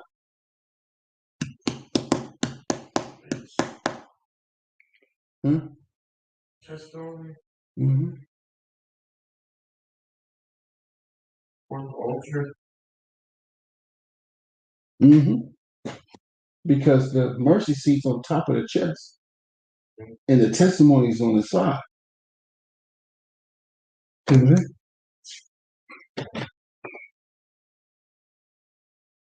And who are the rebels? Who are the rebels? Mm-hmm. I said, who are they? Our people that are rebelling. Who's ever rebelling against the Lord are the rebels. Just rebels. Most High, look, whoever rebelling against the Lord, whoever the Most High has in charge, you are not to go up against. Verse 11, and Moses did so, as the Lord commanded him. So did he. And the children of Israel spake unto Moses, saying, behold, we die, we perish, we all perish. Whosoever committeth anything near unto the tabernacle of the Lord shall die. Shall we be consumed with dying? No, we listen. Calm down. Kasharah, the Bar Yahweh, and Yeshua Nashaman. Or the Yahweh said, what we doing here? All right, y'all. We finna go to the Book of Wisdom of Solomon.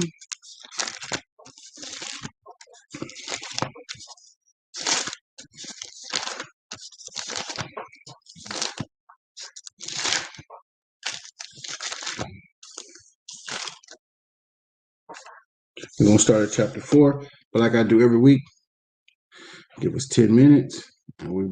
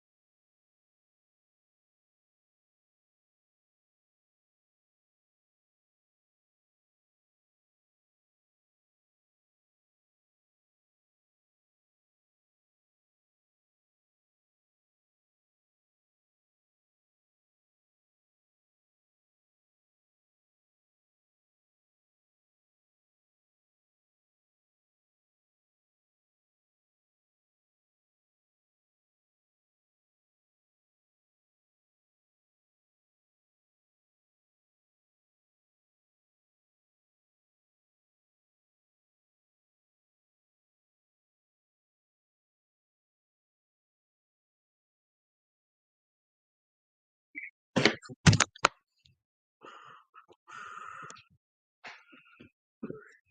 right, what's up? What's up?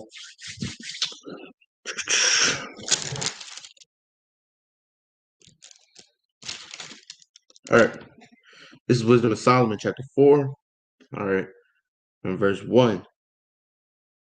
Better is it to have no children and to have virtue, for the memorial thereof is immortal, because it is known with God and with men. When it is present, men take example at it. When it is gone, they desire it. It weareth a crown and triumph forever, having gotten the victory, striving for undefiled rewards. Read that again. Read that again. When it is present, men take example at it, and when it is gone, they desire it. It weareth the crown and triumph forever, having gotten the victory, striving for undefiled rewards. But the multiplying brood of the ungodly shall not thrive, nor take deep rooting from bastard slips, nor lay any fast foundation.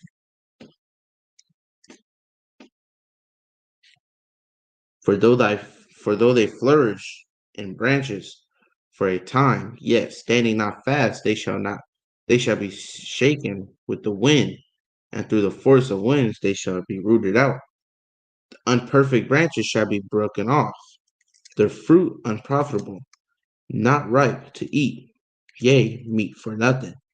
For children begotten of unlawful beds are witnesses of wickedness against their parents and their trial. Man, this is crazy. Like, I'm going to start back from verse 5. Unperfect branches shall be broken off, their fruit unprofitable, not ripe to eat, yea, meat for nothing. Right?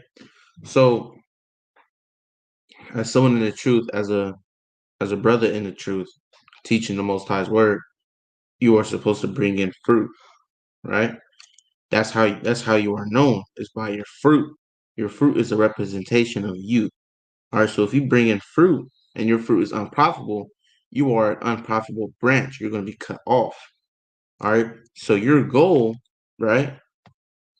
Your goal is to be a profitable branch.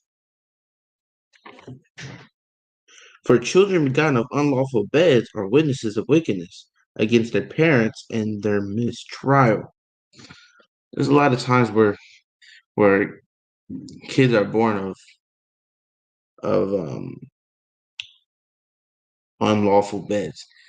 That could mean that the parents didn't take the right steps, or you know, there's a lot of cases that it can be, but that's just a representation of the mistrial of the parents, right? Because kids might ask, was I a mistake? Most of the time, pretty sure 80% of the time you were a mistake when you were born. They didn't mean to have you. It was like they was just being careless, right? But though the righteous be prevented with death, yet shall he be in rest. For honorable age is not that which standeth in length of time, nor that is measured by number of years. But wisdom is the gray hair unto men, and unspotted life is old age. What's that one precept? Let me find a precept real quick, because this is powerful right here. Let me get this.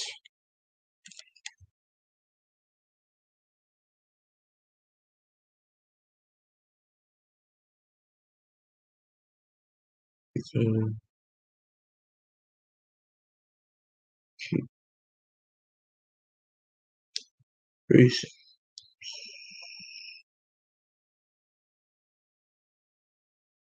Psalms 119, 100. Here, I'm gonna get it right here.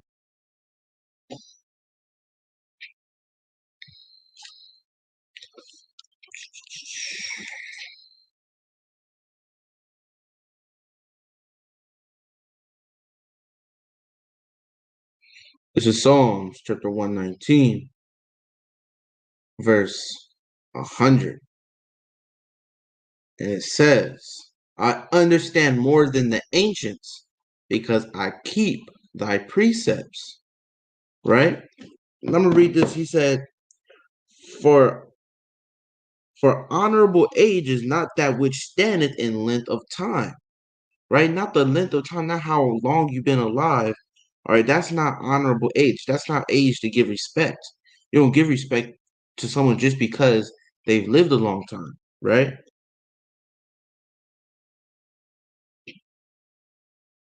Nor that is measured by number of years, but wisdom is the gray hair unto men, and an unspotted life is old age, right? So wisdom is what gives you respect. That's an honorable age, is how much wisdom you have. That is the gray hair of a man. All right. That's wisdom. He pleased God and was beloved of him, so that living among sinners he was translated. Yea, speedily was he taken away, lest that wickedness shall alter his understanding or deceit beguile his soul. For the betwitching of naughtiness doeth obscure things that are honest, and the wandering of concupiscence doeth undermine the simple mind. So there's a lot of words in there that, let's see.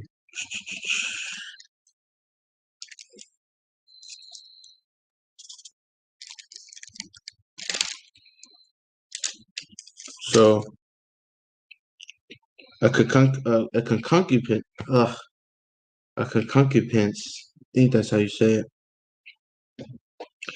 Right here. So it said, for the betwitching of naughtiness doeth obscure things that are honest. Right?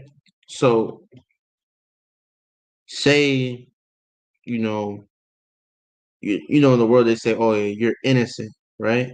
They say, oh, you know, you're an innocent person. Basically, you don't do bad, you know, so you're chill, right?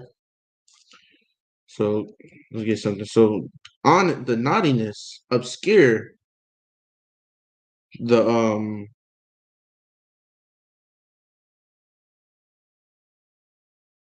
damn, where is that? But Twitch and honest does obscure things that are honest. So let's go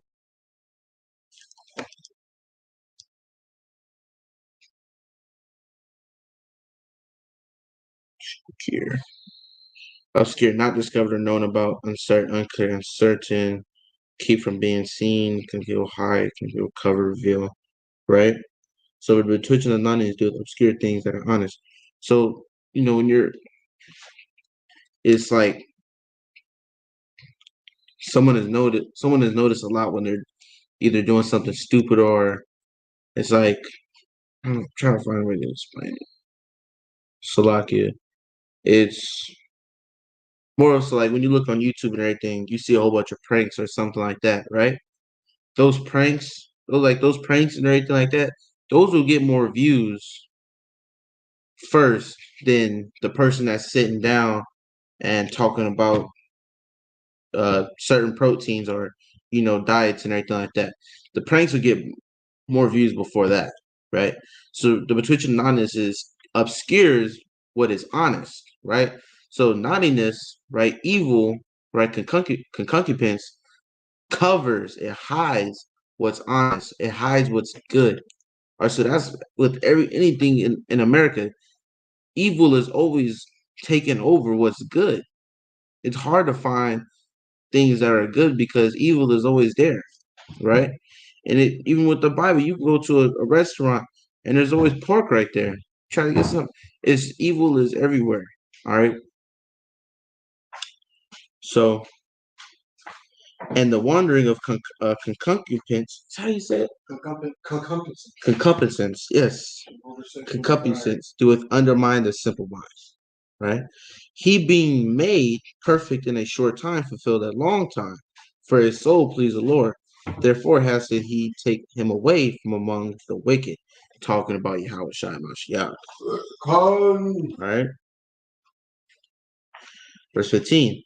This the people saw and understood it not, neither laid they up this in their minds, that his grace and mercy is with his saints, and that he hath respect unto his chosen. Right? And trust me, it's still not being understood till this day. It wasn't being understood then, and it's not being understood now. Right? That Yahweh Shai showed his mercy and his grace unto his saints. Right? Thus, the righteous that is dead shall condemn the ungodly, which are living, and youth that is soon perfected, the many years of an old age of the unrighteous. Right? So how does the righteous that is dead condemn the people of the ungodly right now?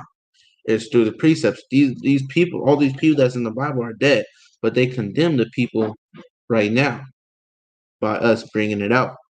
Right? For they shall see the end of the wise, and shall not understand what God and his counsel hath decreed of him, and to what the end of the Lord hath set him in safety. They shall see him and despise him, but God shall laugh them to scorn, and they shall hereafter be a vile carcass and a reproach among the dead forevermore. Right? So this talking about the 2/3 that's gonna try to come back at the end days when they see everything going on, like, oh, where's this brother? Nah, you're gonna be dead by then, right?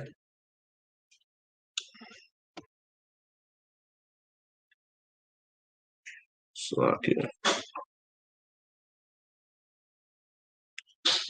Go on, Shabbat Shalom, Shabbat Shalom. Right?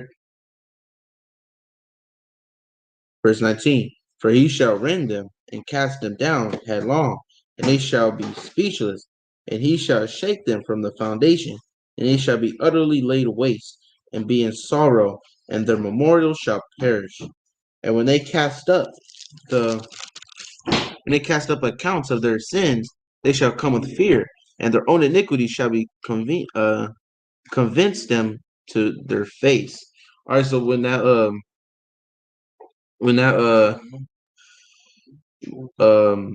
when the wicked have to confess to their sins, and they see what they did wrong, and it's going to bring fear upon them. And no one's going to force them to do it. It's just they're going to be thinking about it when that time is coming. All right.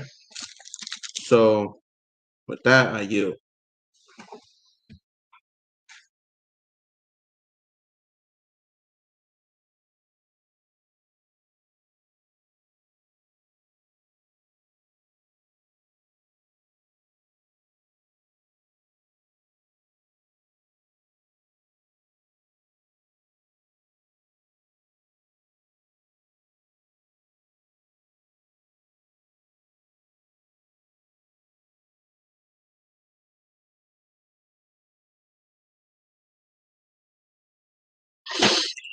Yeah, man. Everybody stay active in the room. You got precepts, put them out there. Throw those precepts out there, man. Don't be scared. They just precepts.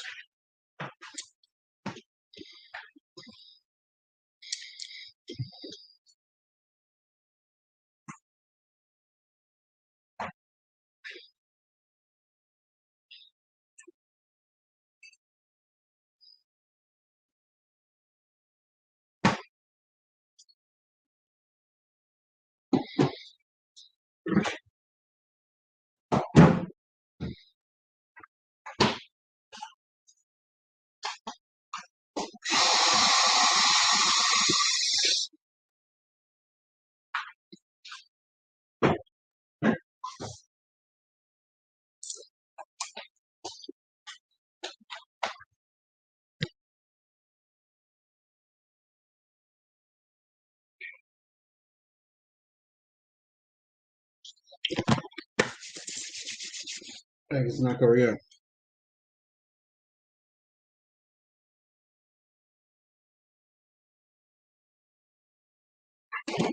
All right, y'all.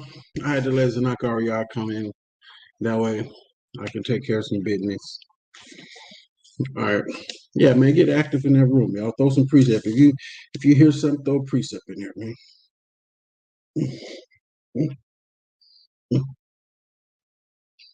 Straighten up my meat tree. Trying to make sure I'm straight. All right.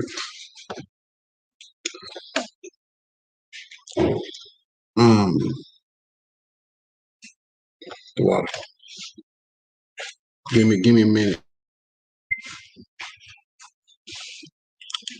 Hold up. I don't want this on video. Being respectful.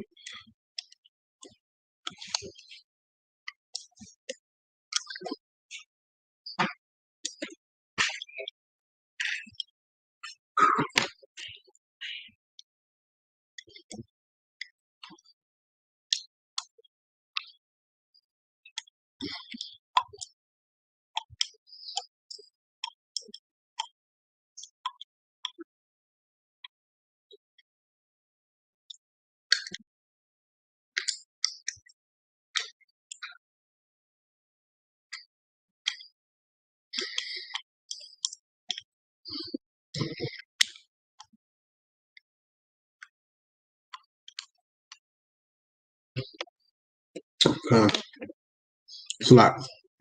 Okay. What's my?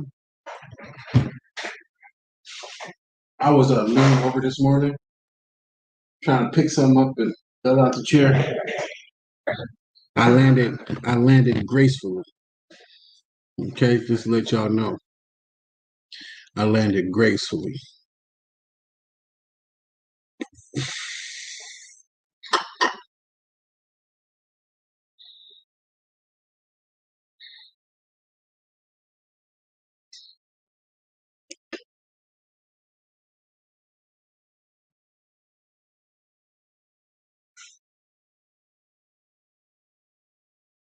Look at this stuff right here, isn't it? What? Airdrop it to me. I don't know what that is, man. What is it? Come and see.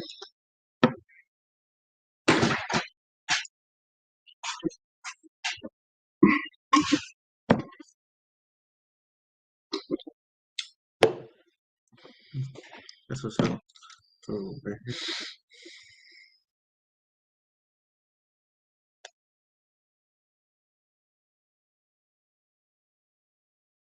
Airdrop. So what's airdrop? I just got a new phone. I didn't know nothing about the first one I had either. So right here. So right here.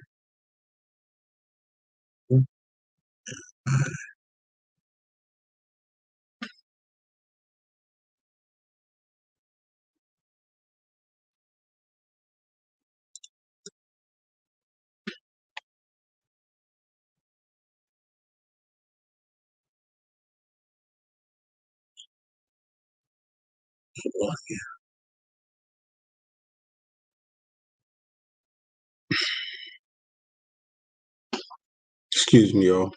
Oh, right here. You press it. That's right. Oh, That's right, Gubba Wargle Bar. and then I press airdrop right here. But what are you airdropping me? The photo. So then now the photo I just airdropped is in your contact.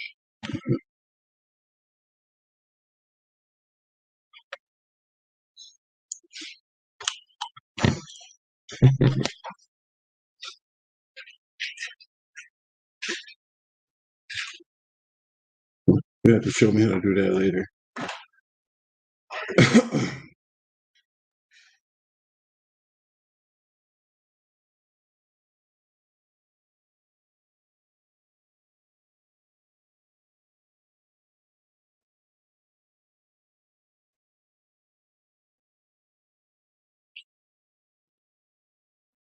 All right. I don't want to do that right now. Sorry about that.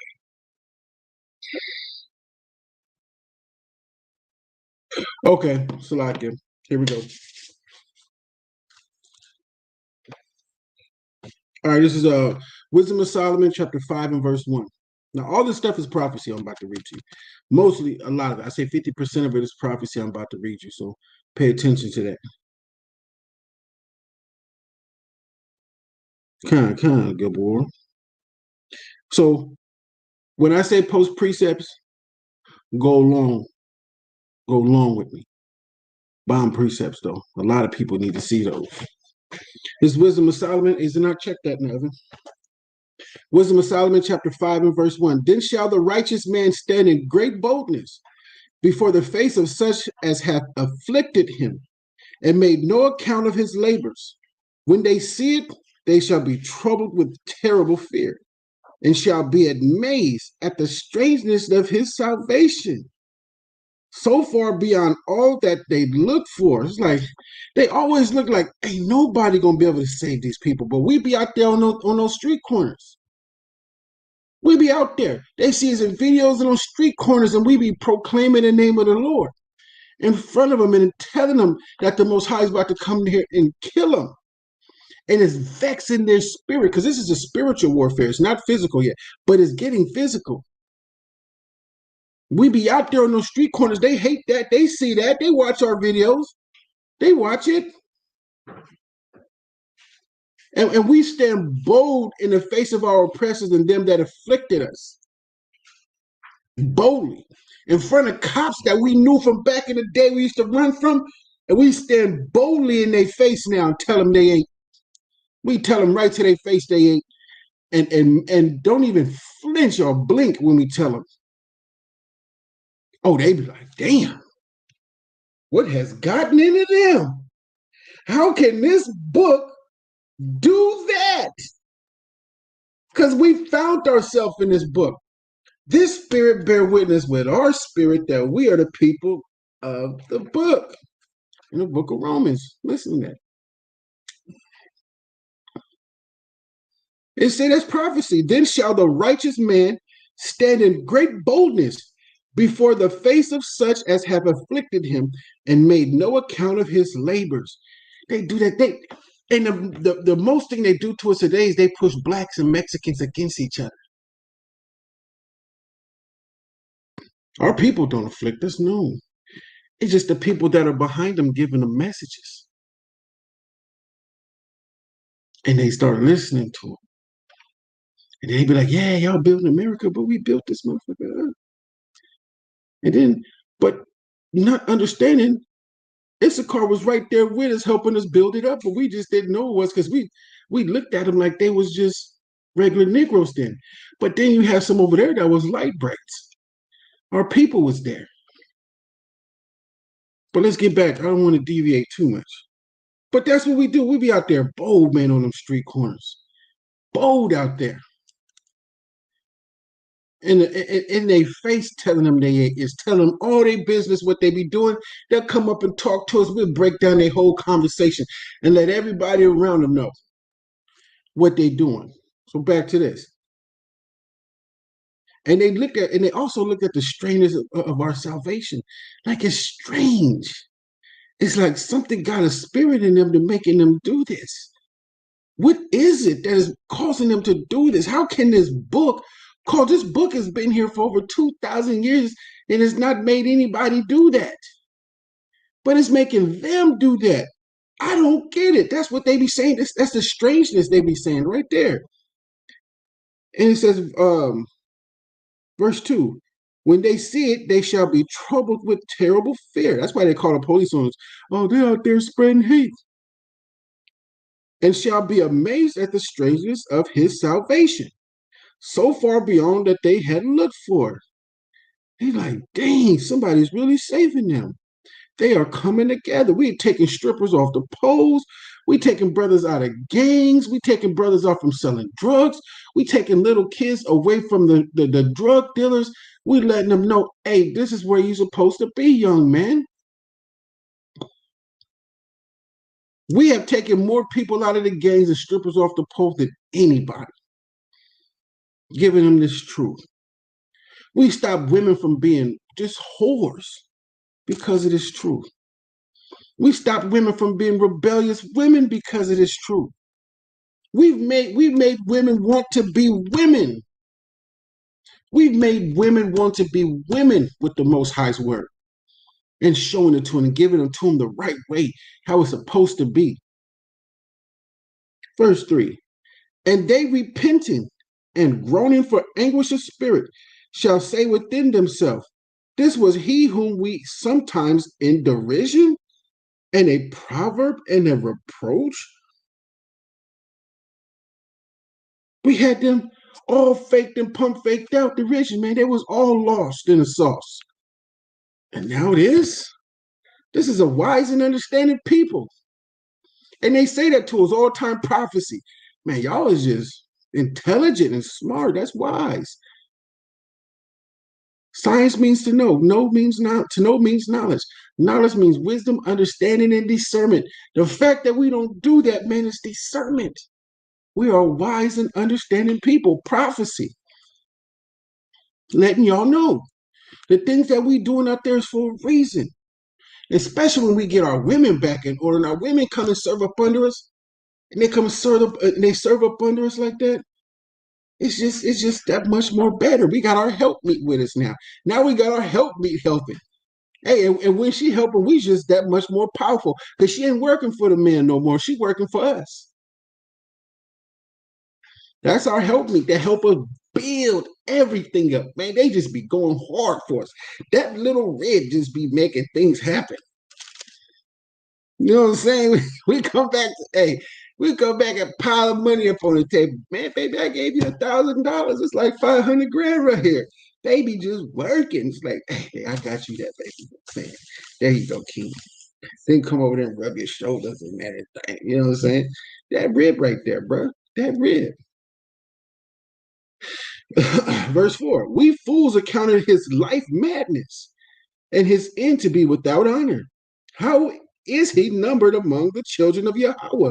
The power. How is he numbered? That's how the Most High hit us. He hid us among the drug dealers and the gang bangers and the hoes and the pimps. That's where he hid us because nobody ever thought of looking for us there. They took their eyes off. They counted our life nothing. That's where the Most High hid the prophets among nothing because ain't nobody looking there. Verse 5, how is he numbered among the children of Yahweh?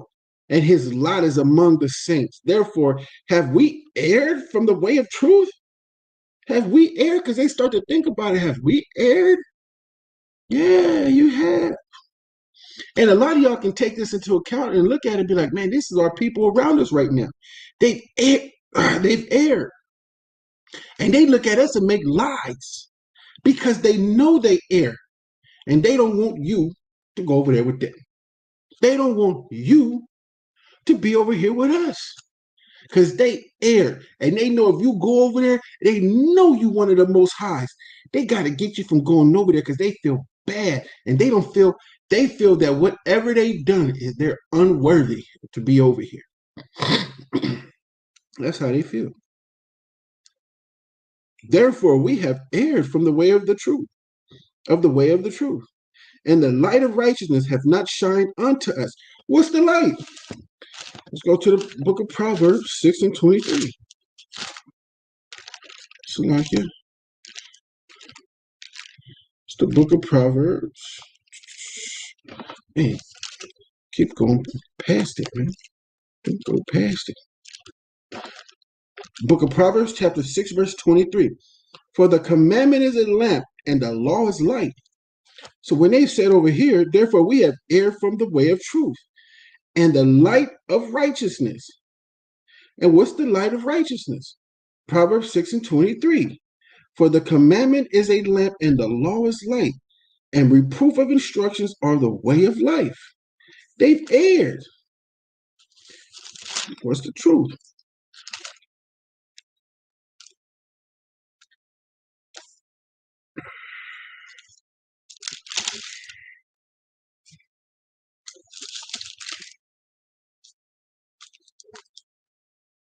This is the truth. When he said, right here, Wisdom of Solomon 5 and 6, therefore we have erred from the way of truth. What's the truth? Psalms 119 and 142.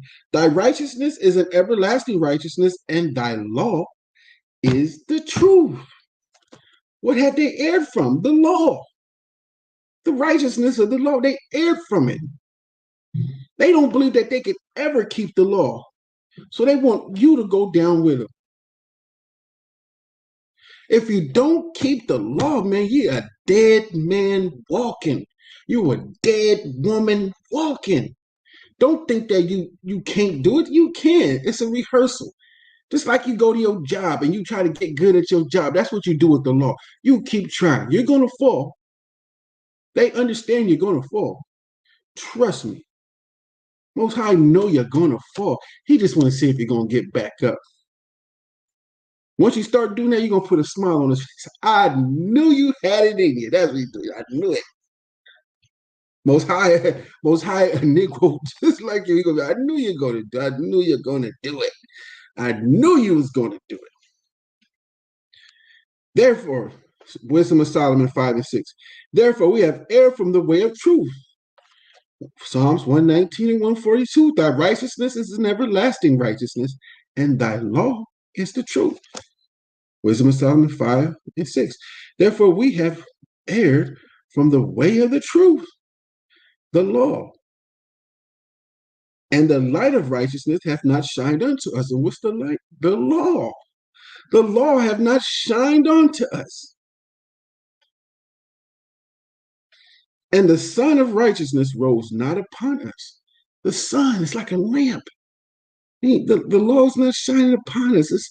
We can't see it. We're in darkness. They're in plain ignorance. When you're in darkness, you're in ignorance.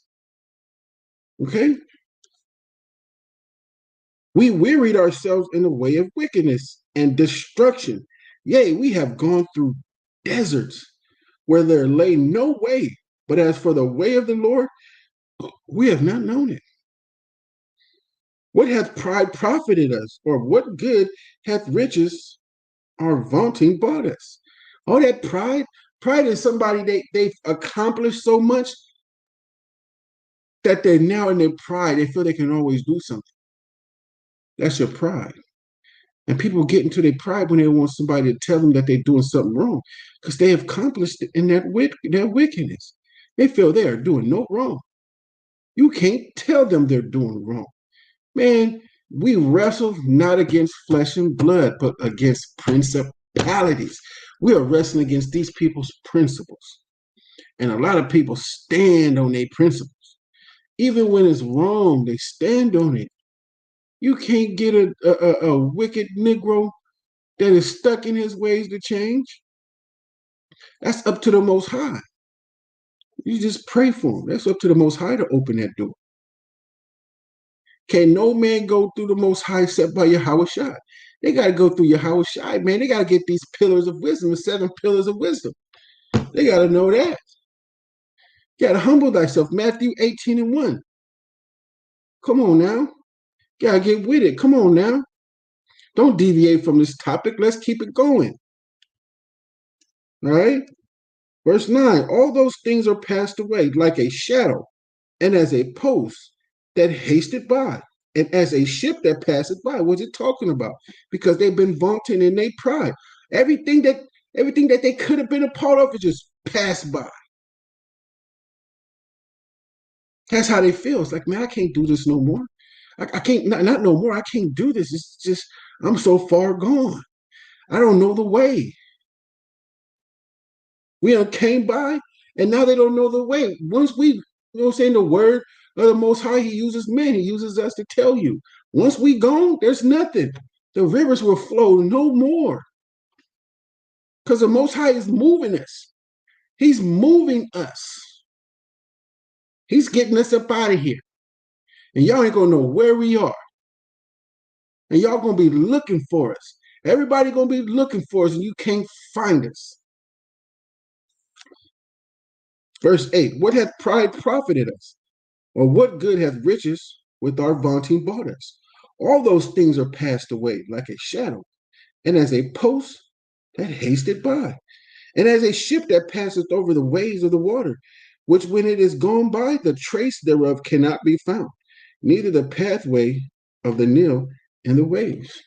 All that pride is gone. What you did to vaunt against us, and you didn't hear us because you was in your pride. You don't even remember why you was in your pride, man. You were just in your pride. You just wasn't listening. Okay?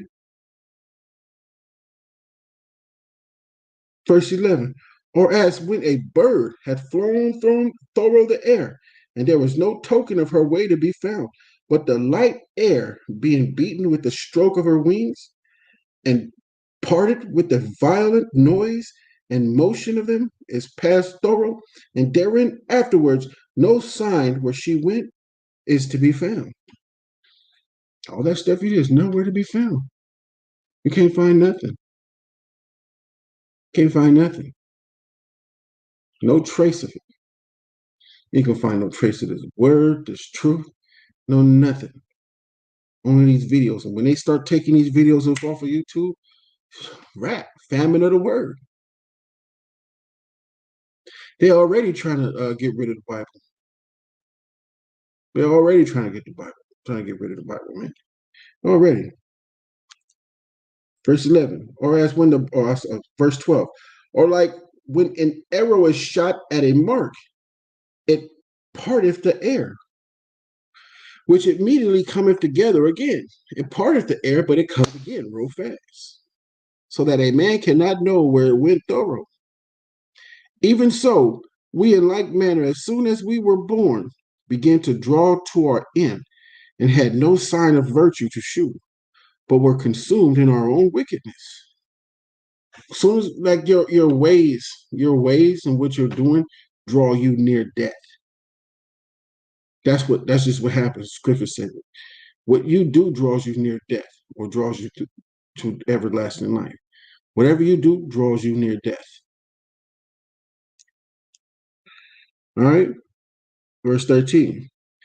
Even so, in like manner, as soon as we were off, verse 14. For the hope of the ungodly is like dust that is blown away with the wind, like the thin froth that is driven away with the storm, like as the smoke which is dispersed here and there with tempest, and passeth away as the remembrance of a gust that tarrieth but a day. But the righteousness live forevermore. Their reward also is with the Lord, and the care of them is with the Most High. Therefore shall they receive glorious kingdom and a beautiful crown from the Lord's hand. For with his right hand shall he cover them, and with his arm shall he protect them. He shall take to him his jealousy for complete armor, and make the creature his weapon for the revenge of his enemies. He shall put on righteousness as a breastplate, and true judgment instead of an helmet. He shall take holiness for an unconceivable shield. His sever wrath shall he sharpen for a sword, and the world shall fight with him against the unwise. Then shall the right aiming thunderbolts go abroad, and from the clouds, as from a well-drawn bow, shall they flee to the mark. Those are the angels. They're in their nimbus, going to fly to the mark. Pow, pow, pow, pow. His mark. And hailstones full of wrath shall cast out of the stone bow, and the water of the sea shall rage against them, and the flood shall cruelly drown them. Yea, a mighty wind shall stand up against them, and like a storm shall blow away. Thus iniquity shall lay waste the whole earth, and ill dealing shall overthrow the thrones of the mighty. Come. Hey, told you prophecies in here, man. You gotta get with it. You gotta get with it.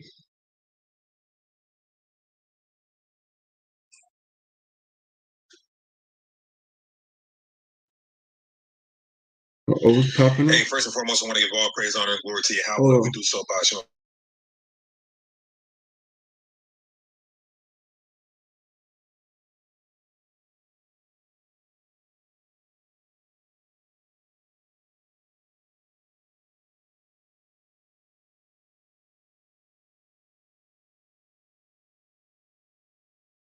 People need to understand who our enemy is. They didn't open up this country to us for black immigration. They brought us here as slaves. This is a prison camp for us. They do not want us here, nor do they want to let us go. So let's get into the story, y'all. 10 seconds. It was punch after punch after punch. I never thought I would be in like a situation like that ever. I walked into the gas station. He came in after me and was just like ranting and raving about y'all's kind and y'all need to go back and all this other stuff. While she was buying gas at the counter, she says the man was making racial remarks and was standing close to her, so she asked for some space. And he kept getting back up. I told him like, like I could just call my dad or whatever. He was telling me like he had his gun in his car. So at that point I felt threatened, and then he put his beers on the counter in front of my stuff, and I slid them over, and at that point that's when he started punching me in the face. Let's take the video frame by frame. She's facing him, his leg at the bottom of the screen. You can see her arm move. Then he swings and punches her in the face. Y'all unprotected, Eve. First hit, you can see my mouth drop. Like when he first hit me, I was just like, oh, and then he kept hitting me. I wanted to Black, Hispanic, and Native Indian women. Come on, man. Somebody else like in my neighborhood. She says it starts by having him arrested. This is Matthew chapter 24, verse 9 in the Bible. Then shall they deliver you up to be afflicted, and shall kill you, and you shall be hated of all nations for my name's sake. See, the Negro, man, woman, and child, you guys are the Israelites, and you were sent to all these nations. I saw that video too.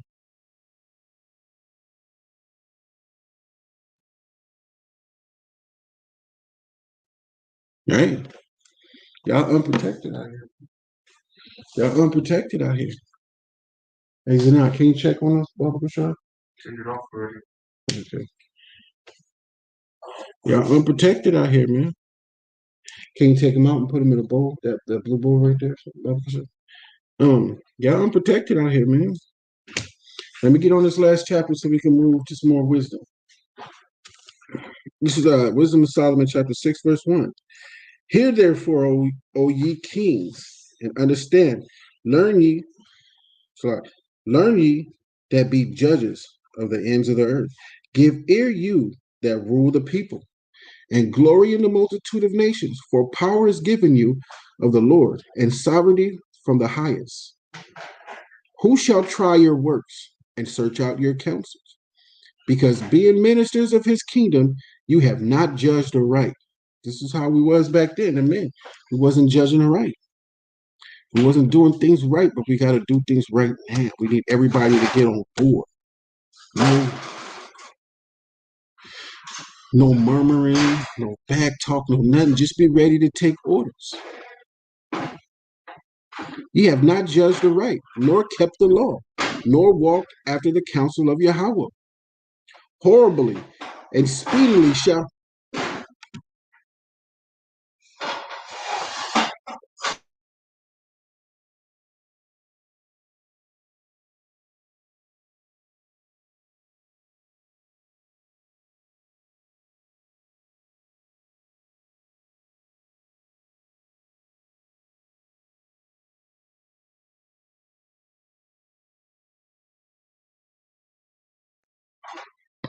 Hello? Slack. Wisdom of Solomon, chapter 6, verse 4. Because being ministers of his kingdom, you have not judged aright, nor kept the law, nor walked after the counsels of Yahweh. Horribly and speedily shall he come upon you, for a sharp judgment shall be to them that be in high places. He's talking about the governments of Israel, the Mashara Yasharala, Bunyan Yasharala, and all these camps that are in high places. He's coming to you. For mercy will soon pardon the meanest. Again, for mercy will soon pardon the meanest. Grace is something you don't deserve. Mercy is something he's giving you knowing that you deserve death. Okay? For mercy will soon pardon the meanest. But mighty men shall be mightily tormented. For he which is Lord over all shall fear no man's person. Neither shall he stand in awe of any man's greatness, for he hath made the small and great, and careth for all alike. But a sore trial shall come upon the mighty. Unto you, therefore, O kings, but again, verse 8, but a sore trial shall come upon the mighty. Unto you, therefore, O kings, do I speak, that ye may learn wisdom and not fall away. For they that keep holiness holy shall be judged holy. And they that have learned such things shall find what to answer. Wherefore, set your affection upon my words. Desire them, and ye shall be instructed. Wisdom is glorious and never fadeth away. Yeah, she is easily seen of them that love her, and found of such as seek her. She prevented them that desire her, in making herself first known unto them. Whoso seeketh her early shall have no great travail, for he shall find her sitting at his doors. To think, therefore, upon her is perfection. The doors is your head, your mind. Open your mind. You're gonna find wisdom there. Open your mind. Bam, there goes wisdom. Verse 15. To think, therefore, upon her is perfection of wisdom, and whoso watcheth for her shall quickly be without care. For she goeth about seeking such as worthy of her, sheweth herself favorably unto them in the ways, and meeteth them in every thought. For the very true beginning of her is the desire of discipline, and the care of discipline is love, and love is keeping of her laws, and the giving heed unto her laws is the assurance of incorruption, and incorruption maketh us near unto Yahweh. Therefore, the desire of wisdom bringeth to a kingdom. If your delight be then in thrones and scepters, O ye kings of the people, honor wisdom that ye may reign forevermore. As for wisdom, what she is and how she came up, I will tell you, and will not hide mysteries from you, but will seek her out from the beginning of her nativity, and bring the knowledge of her into light, and will not pass over the truth. Neither will I go with consuming envy, for such a man shall have no fellowship with wisdom. But the multitude of the wise is welfare of the world, and a wise king is the upholding of the people. Receive therefore instructions through my word, and it shall do you good. Hey, if I was you, I'll go to Wisdom of Solomon and read that again yourselves. Take heed to it. Yeah, the wicked do flee when the wicked do flee when no man pursueth. That's how the white boy is. When we don't pursue him, he don't do that. He catch our women off guard. That's what he does. He catch our women and start bombing on them. Right? But the righteous are bold as a lion. So we're gonna go over here to Sirach, our last chapters of the service before we do our prayers.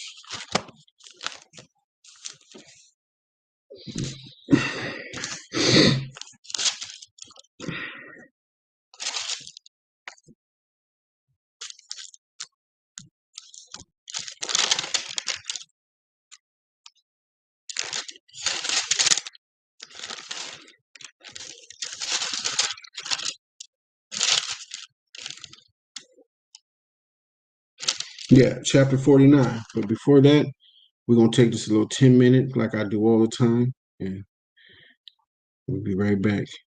After these messages, we'll be right back. 4:44, y'all.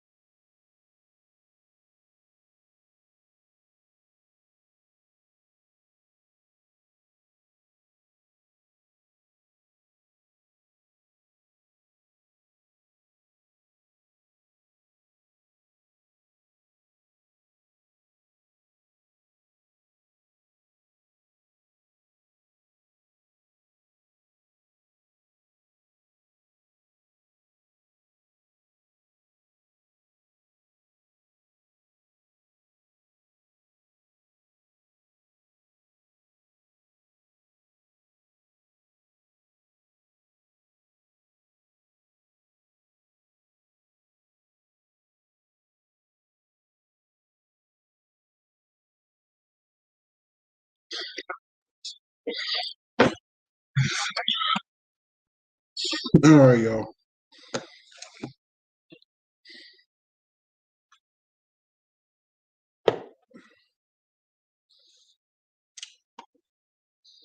All right.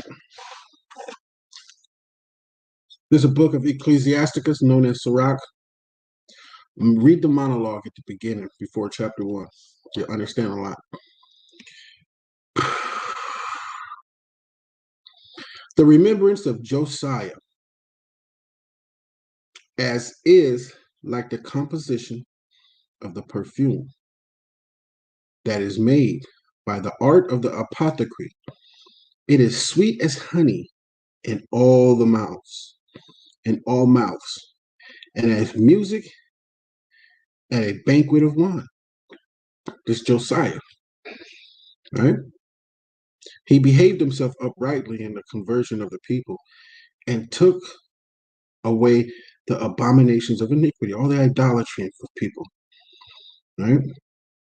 He directed his heart unto the Lord, and in the time of the ungodly, he established the worship of Yahweh. All except David and Ezekias and Josiah were defective, for they forsook the law of the Most High. Even the kings of Judah failed. Therefore he gave their power unto others, and their glory to a strange nation. They burnt the chosen city of the sanctuary and made the streets desolate, according to the prophecies of Jeremiah. For they entreated him evil, who nevertheless was a prophet, sanctified in his mother's womb, Jeremiah. You can go to Jeremiah 1 for that. That he might root out and afflict and destroy, and that he might build up also a plant. It was Ezekiel who saw the glorious vision, which was shewed him upon the chariot of the cherubims, where he made mention of the enemies under the figure of the rain, and directed them that went right. And of the 12 prophets, let the memorial be blessed, and let their bones flourish again out of their place. For they comforted Jacob and delivered them by assured hope. How shall we magnify Zerubbabel? Even he was a signet on the right hand. That's in the book of Ezekiel. Zerubbabel, right? Building of the temple. How shall we magnify Zerubbabel? Even he was a signet on the right hand. So was Jesus, the son of Josedek, who in their time builded the house and set up an holy temple to the Lord, which was prepared for everlasting glory. And among the elect was Nehemiah, whose renown is great, who raised up for us the walls that were fallen, and set up the gates and the bars, and raised up our ruins again. But upon the earth was no man created like Enoch, for he was taken from the earth. Neither was there a man born like unto Joseph, a governor of his brethren, a stay of the people, whose bones was regarded of the Lord. Sem and Seth were in great honor among men. And so was Adam above every living thing in the creation. Remember, go back and read this, y'all. Go back and read this thing and remember the things that I've said. Build off of that. Verse chapter 50. Simon, the high priest, the son of Onias, who in his life prepared the house again, and in his days fortified the temple. And by him was built from the foundation the double height, the high foundation of double height, the high fortress of the wall about the temple. In his days, the cistern to receive water being encompassed as the sea was covered with a plate of brass. He took care of the temple that it should not fall, and fortified the city against besieging. How was he honored in the midst of the people in his coming out of the sanctuary? He was as the morning star in the midst of a cloud, and as a moon at the full, as the sun shining upon the temple of the Most High, and as the rainbow giving light in the bright clouds. And as the flower of rose in the spring of the year, as lilies by the rivers of water, and as the branches of the frankincense tree in the time of summer, as fire, incense in the censer, and as a vessel of beaten gold set with all manner of precious stones, and as a fair olive tree budding forth fruit, and as a cypress tree which groweth up to the clouds. When he put the robe of honor and was clothed with the perfection of glory, when he went up to the holy altar, he made the garment of holiness honorable. When he took the portions out of the priest's hands, he himself stood by the hearth, the hearth, the hearth of the altar, compassed with his brethren round about, as a young cedar of Lebanon. So him putting on that robe made it great, and how he honored and respected, and he was keeping the law. That's what made him. That's how he was honored. You know, he didn't mess up the sacrifices and things like that. He did his job to the fullest. And as plain trees compass, they him around about. So were all the sons of Aaron in their glory, and the oblations. Salah. So were hold on. So were all the sons of Aaron in their glory, and the oblations of the Lord in their hands before all the congregation of Israel. And finishing the service at the altar, that he might adorn the offering of the Most High Almighty, he stretched out his hands to the cup, and poured of the blood of the grape, and he poured out at the foot of the altar a sweet smelling savor unto the Most High King of all. Then shouted the sons of Aaron, and sounded the silver trumpets, and made a great noise to be heard, for a remembrance before the Most High. Then all the people together hasted and fell down to the earth upon their faces to worship the Lord Yahweh Almighty, the Most High. The signs also sang praises with their voices. So like the singers also sang praises with their voices. With great variety of sounds was there made sweet melody.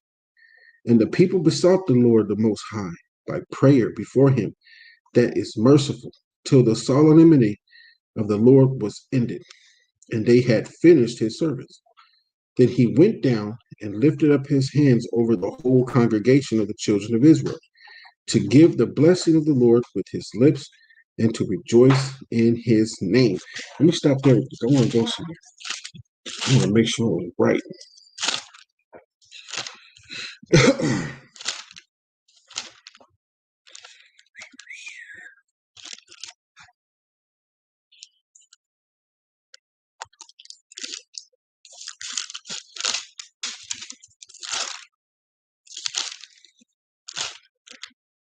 I'm going to have to read Jeremiah again.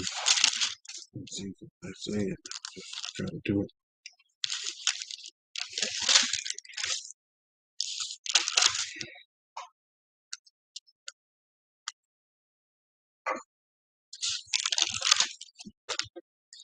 See something.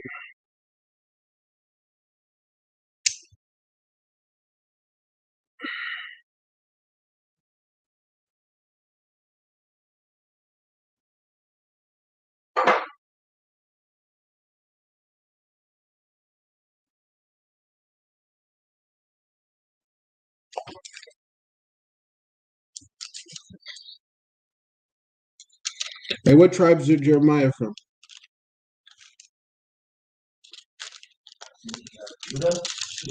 Lava. Yeah, he's Levi. From what father?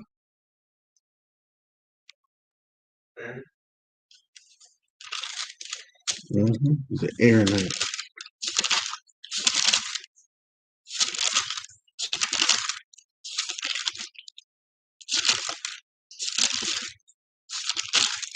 What tribe is Ezekiel from? He's Jewish. No, he's Levite.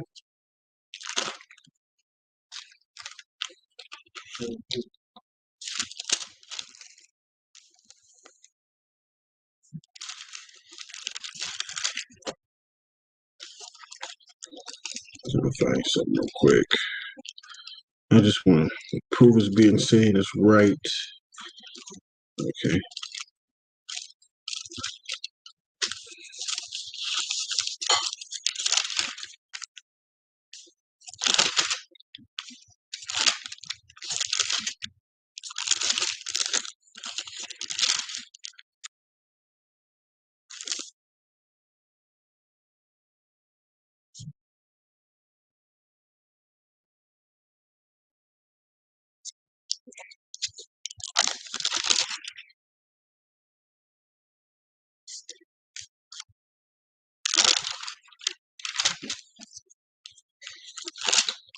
Triple layer. Yes, limitation.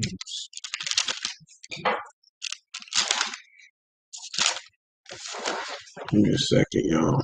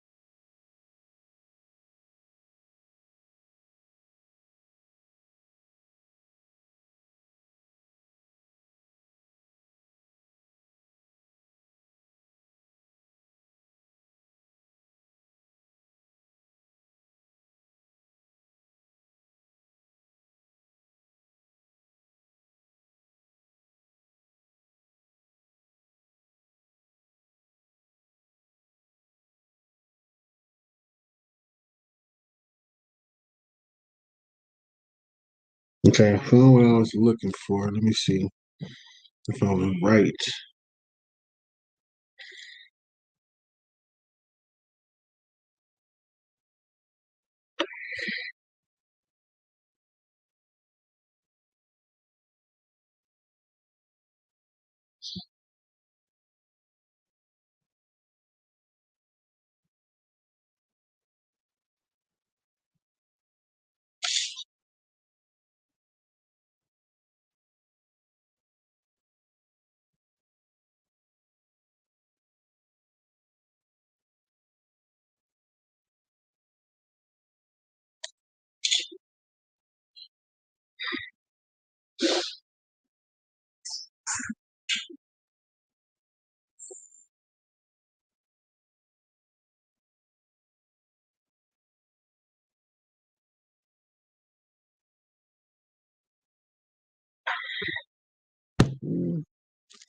Over here.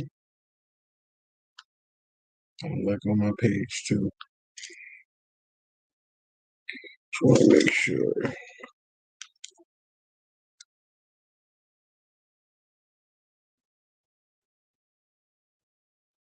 Okay. Yeah, High Priest Joshua and Zerubbabel are are the two olive trees. Con. And they was to build up the temple. And I said Zerubbabel what? Yeah, build up the temple. Didn't I say that?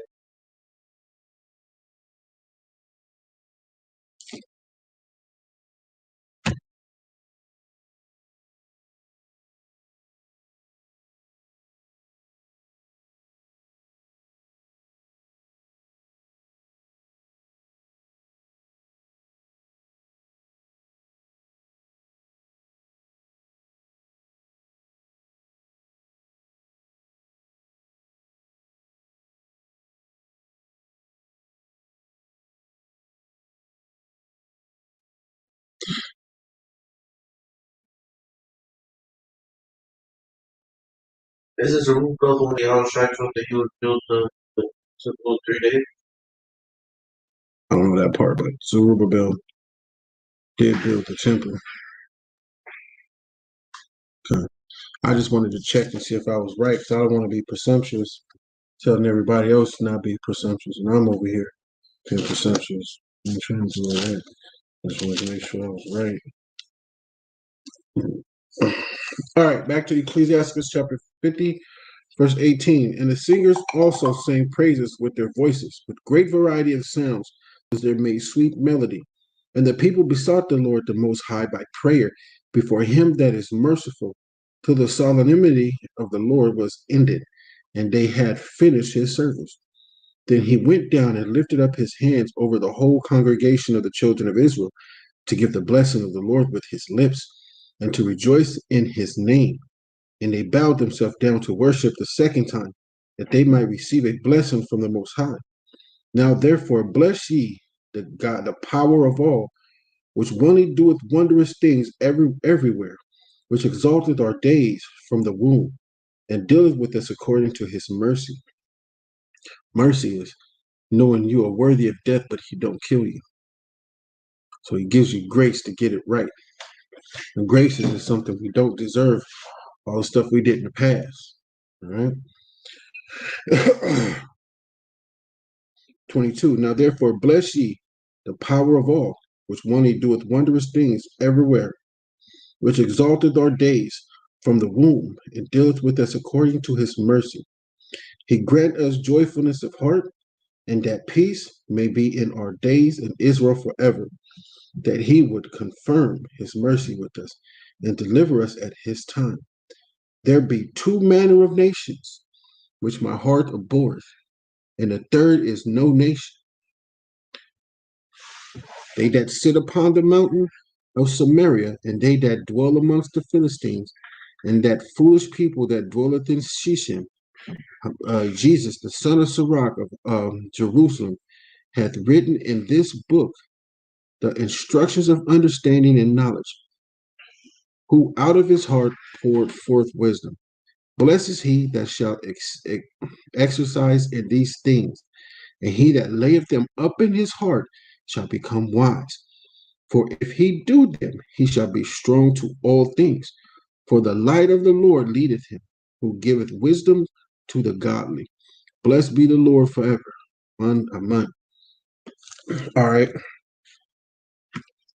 Now we're about to read 51, the last chapter of Ecclesiasticus. A prayer to Jesus, the son of Sirach.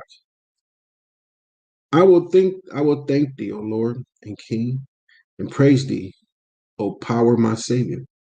I do give praise unto thy name, for thou art my defender and helper, and hast preserved my body from destruction, and from the snare of the slanderous tongue, and from the lips that frogs lies, and hast been my helper against mine adversaries, and hast delivered me according to the multitude of thy mercies, and greatness of thy name, from the teeth of them that were ready to devour me, and out of my hand of such as sought after my life, and from the manifold afflictions which I had, from the choking of fire of every side, and from the midst of the fire which I kindled not, from the depth of the belly of hell, from an unclean tongue, and from lying words. Y'all pay attention to this prayer. He said, I will thank thee in verse 1. I will thank thee, O Lord and King, and praise thee, O King, my Savior. Do give praises unto thy name. For thou art my defender and helper, and hast preserved my body from destruction, and from the snare of my slanderous tongue, and from the lips of that frog lies, and hast been my helper against my adversary. We'll go back over here. Verse 4. From the choking of fire of every side, and from the midst of the fire, which I kindled not, from the depth of the belly of hell, from an unclean tongue, and from lying words, by an accusation to the king, from an unrighteous tongue. My soul draw near even unto death. My life were near to the hell beneath. They compassed me on every side. There was no man to help me. I looked for the succor of men, but there was none help of men. Then thought I upon mercy, O Lord, and upon thy acts of old, how thou deliverest such as wait for thee, and savest them out of the hands of the enemies. Then lifted up my supplication from the earth, and prayed for deliverance from death. I called upon the Lord, the Father of my Lord. I called upon the Lord, the Father of my Lord, that he would not leave me in the days of my trouble, and in the time of the proud, when there was no help. I will praise thy name continually, and will sing praises with thanksgiving. And so my prayer was heard. Hey, shut that door, Baba Kusha. And so my prayers was heard. For thou savest me from destruction, and deliverest me from the evil time. Therefore will I give thanks and praise thee, and bless thy name, Lord. When I was yet young, or ever I went abroad, I desired wisdom openly in my prayer. I prayed for her before the temple, and will seek her out of even to the end. Even from the flower to the grape was ripe, had my heart delighteth in her. My foot went the right way. From my youth up sought I after her. I bowed down my ear a little and received her, and gained much learning. I profited therein. Therefore I will ascribe the glory unto him that giveth me wisdom.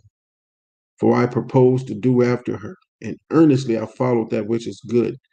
So shall I not be confounded. My soul hath wrestled with her, and in my doings I was exact. I stretched forth my hands to the heaven above, and bewailed my ignorances of her. I directed my soul unto her, and I found her in perverseness. I have had my heart joined with her from the beginning, therefore shall I not be forsaken. My heart was troubled, seeking her, therefore have I gotten a good possession. The Lord hath given me a tongue for my reward, and I will praise him therewith. Con, draw near unto me, you unlearned, and dwell in the house of the learning. Wherefore are you slow? And what say you of these things, seeing your souls are very thirsty? I opened my mouth and said, buy her for yourselves without money. Again, I opened my mouth and said, buy her for yourselves without money. Put your neck under the yoke and let your soul receive instructions. She is hard at hand to find. So put your neck under this yoke. This is hard. This is labor. This is like a college course. You got to pass it. 27. Behold with your eyes how that I have had but little labor, and have gotten unto me much rest. Get learning with great sum of money. Get learning with a great sum of money, and get much gold by her. Let your soul rejoice in his mercy, and be not ashamed of his praise. Work your work betimes, and in his time he will give you your reward. Again, work your work betimes, and in his time he will give you your reward. So work your work betimes. Do what you're supposed to do, and you'll get your reward. Don't worry about it. Do what you're supposed to do. Brothers and sisters, just do what you're supposed to do. Stop going off your own mind and what you feel is right is wrong. You go here. If the scriptures tell you to do it, the Most High tell you to do it, believe that. 1 Peter 3:1 for you sisters. Okay? Fellas, the whole Bible. Sisters, the whole Bible. But when it comes to doing what you're supposed to do with these men, sisters, 1 Peter 3:1 is direct. Isaiah 4 is direct. Lamentations, direct. And with that, I yield, and we go to the prayers. Give us about 3 minutes, and we'll give us 5 minutes, we'll start prayers.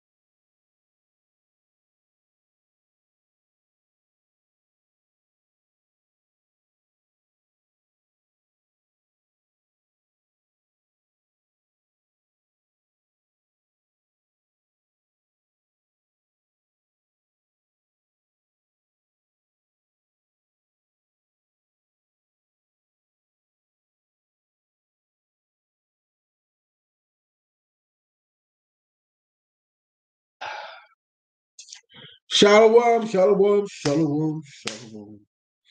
Here we go. Get these prayers. Send them up to the Most High for a new day.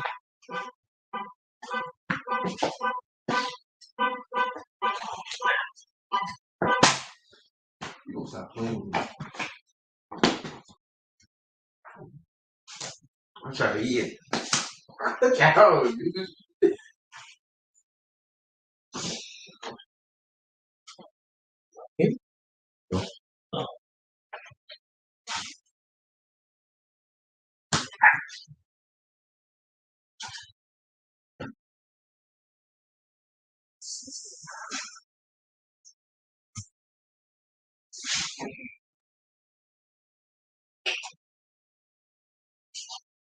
All right, y'all.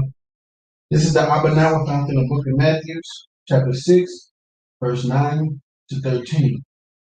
Abanawa, Shabbat Shemayim, Kadash, Hayah, Shimka, Yahweh, Malakuka, Taba'a, Ratazaka, Hayah, Aisha, Baratazak, Kahaya, Ashmain, Yanawa, Come, Party1, Masalakina, Wakina, Masalakina, Wakina, Wala'a, Tabiana, Minasawam, Abo, Haushadna, Ran, Kaya, Ka, Amalakwa, Allah, Barak, Lamia, Hashem, Shak, Shiach, Our Father, Father, which art in heaven, hallowed be thy name. Hallowed, thy kingdom come, thy will be done here on earth as it is in heaven. Give us this day our daily bread. Forgive us our debts, as we forgive our debtors. And lead us not into temptation, deliver us from evil. Thine is the kingdom, the power, and the glory, forever. Amen. Hashem, Shah, Hamashiach, Padre nuestro que estás en el cielo, santificado sea tu nombre. Venga a nosotros tu reino, hágase tu voluntad en la tierra como en el cielo. Danos hoy nuestro pan de cada día. Perdona nuestras ofensas como también nosotros perdonamos a los que nos ofenden. No nos dejes caer en la tentación y líbranos del mal. Amén. Hashem, Shah, Shah, Hamashiach.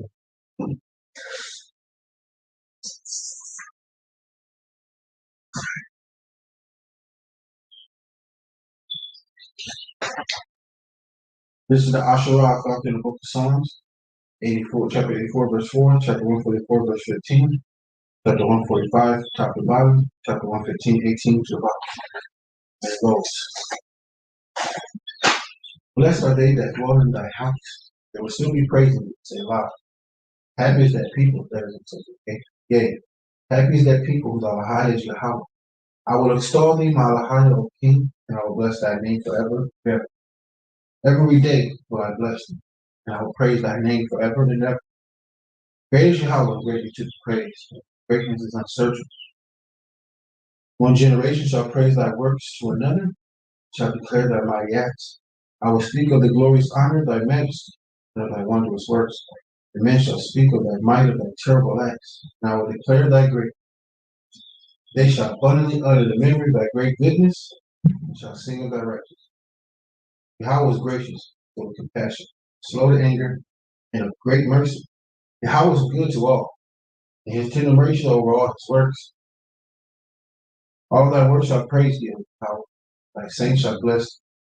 They shall speak of the glory of thy kingdom, talk of thy power, to make known to the sons of men his mighty acts, and the glorious majesty of his kingdom. Thy kingdom is an everlasting kingdom, and thy domain endureth by all generations. Yahweh upholdeth all that fall, and raiseth up all those that be bowed down. Bow down. The eyes of all wait upon thee. Thou givest them their meat in due season. Thou openest thy hand, satisfy the desire of every living thing. Yahweh is righteous in all his ways and holy in all his works.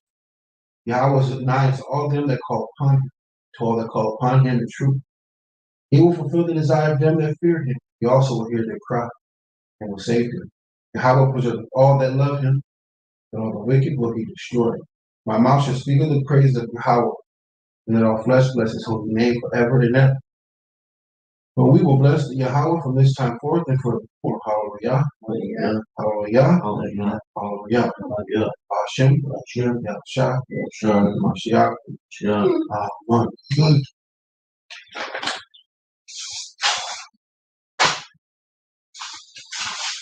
First three prayers is Amada, Was, Ra, Yahweh, Allah Yahweh, Allah Yah, Allah Yahweh, Allah Yah, Allah Yah, Allah Yah, Kwa, Allah, Sharia, Allah, Ayawan, Kamal, Kasariyam, Barak, Yahweh, Magan, Abraham, Kaporwa, Yahweh, or Allah, Yahweh, Makaya, Matayam, Yah, Kawama,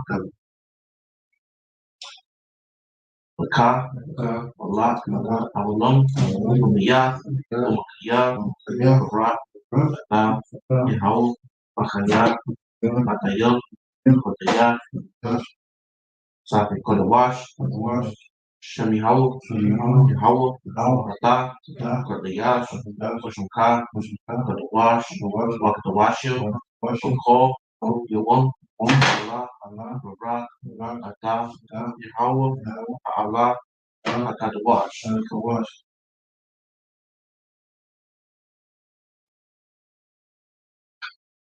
Blessed are you, Yahweh, our Father, our Abraham, our Isaac, our Jacob, Almighty Power, Most High Power, so mercy, blessed are you, Yahweh, Shield of Abraham, you are mighty Yahweh, forever. Yahweh, who receives the dead, who is comparable to you, eternity, who caused death, and gives life. Blessed are you, Yahweh, who gives life to the dead. Your holy Yahweh, your name is holy, and the Holy One, every day, praise you forever. Bless you, Yahweh, power of the Hashem, Yahshua, Mashiach, Amen.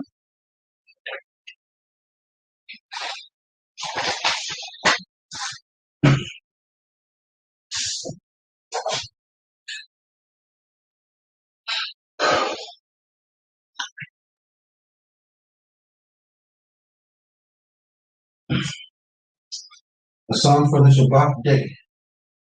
It is a good thing to give thanks unto Yahweh, to sing praises unto thy name all the time, to shoot forth thy loving kindness in the morning, thy faithfulness at night, on an instrument of 10 string, upon the palace, on the harp of a solemn sound. Thou, Yahweh, make me glad through thy word. I will triumph in thy works, thy hand. Yahweh, how great are thy works, and thy thoughts are very deep. A foolish man knoweth not, neither doeth a fool understand. When the wicked spring as the grass, and when all the workers of iniquity flourish, it is that they shall be destroyed forever. But thou, Yahweh, art most high forevermore. For lo, thy enemies, Yahweh, for lo, thy enemies shall perish. All the workers of iniquity shall be scattered. But my horn shalt thou exalt like the horn of a unicorn. Yea, but my horn shalt thou exalt like the horn of a unicorn. I shall be anointed with fresh oil. My eye also shall see my desire on my enemies. And my ear shall hear my desire of the wicked that rise up against me. The righteous shall flourish like the palm. He shall grow like a cedar in Lebanon. Those that be planted in the house of Yahweh shall flourish in the course of all the height. They shall still bring forth fruit for days. He shall be fat and flourishing. Shoot that Yahweh is upright. He is my rock. There is no unrighteousness in him. Hallelujah. Hallelujah. Hallelujah. Hallelujah. Hallelujah. Hashem. Hashem. Yahshua. Yahshua. This is the Aliyah.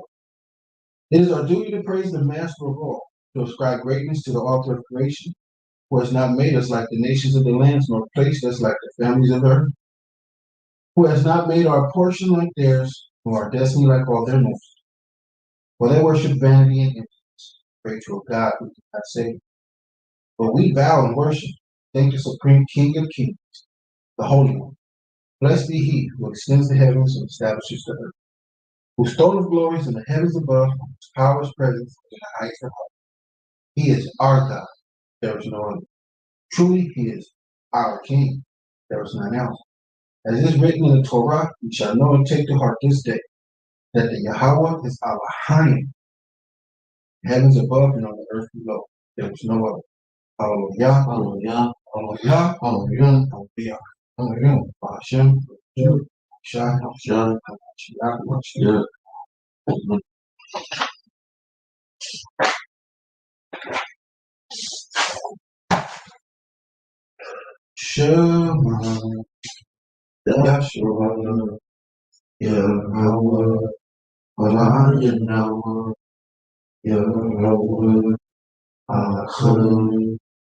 Shema, Yahshua, Yahweh, Yahweh, Yahweh, Achim, Shema, Yahshua, Yahweh, Yahweh, Achim, Shema, Yahshua, Yahweh,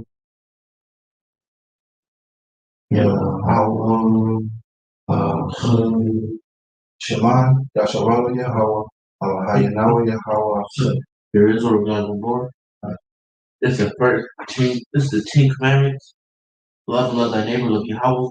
Anya, Yahweh, Allah Hayuka, Asherah, Hawatazah, Atika, Ratazah, Ratazayim, Mabarthiyim, La'ah, Yahaya, Lakah, Mahayim, Maharim, Apanya, La'ah, Da'isha, Lakah, Basol, Wala'ah, Da'idadam, La'ah, Lakorka, Asham, Yahweh, Ashabah, Zakar, Ayuam, Ashabah, Lakadashu, Kabad, Habakkuk, Wa, La'ah, La'ah, Da'ana,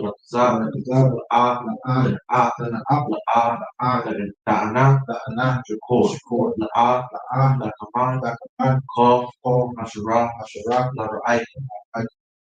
First greatest commandments. Hear Israel, Yahweh, God, Yahweh is one. I shall love Yahweh thy God with all thy heart, all thy soul, all thy might. Second greatest commandments. Ra'aita la'ata koma la'ata tar ath vanya anka wa'abda la'ra'aita kama wa'ka'ani Yahweh. I shall not revenge, very good. Their bearing grudge against the children of thy people. Thou shalt love thy neighbors thyself. Yahweh.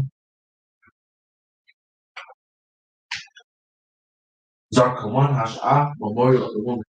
Now when Yahweh Shah was in Bethany, Son of leper, there came unto the woman, having an alabaster box of very precious ointment, and poured it on his head as he sat at meat. But when the disciples saw it, they ate a nation, saying, to what purpose is this waste? For this ointment might have been sold for 300 pence when his wages, and given to the poor. When Yahweh Shai understood it, he said unto them, why trouble ye the woman?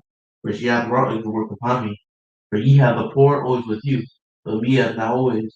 For in that she hath poured this ointment on my body, she did it for my burial. Verily I say unto you, wheresoever this gospel shall be preached in the whole world, there shall also this, that this woman hath done, be told for memorial of her.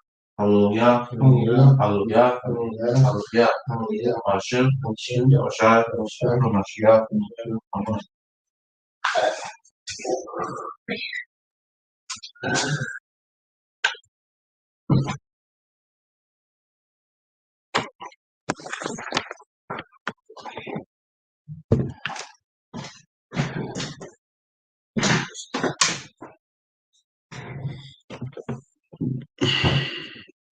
Hey y'all, TORAH for sticking out with us through Shabbat services.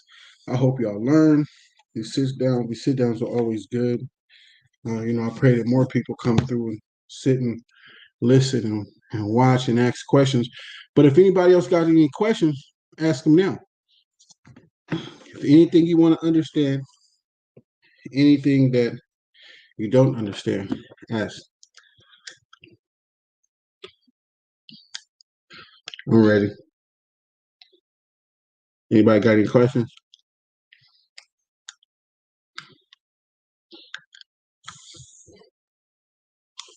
Huh?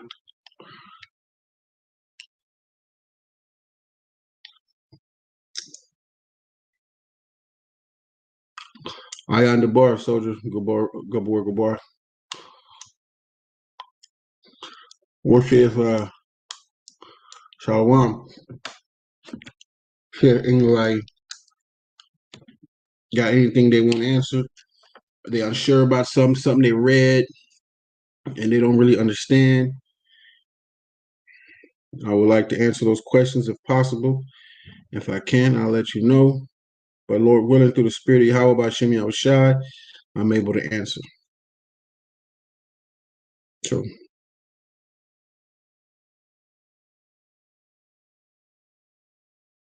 just put it in the chat. Your question, whatever question you have, just put it in the chat. Something that you was reading, you don't understand, or you're not sure, you want to make sure it's right, we can go over it right now. Q&A, Q&A, Q&A. Let's go.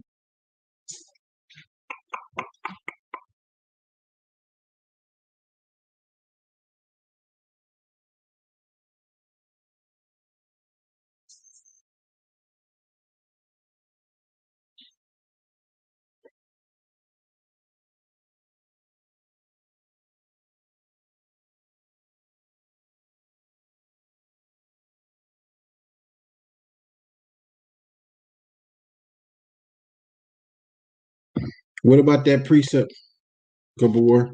Were you just posting the precept, or you had a question about it?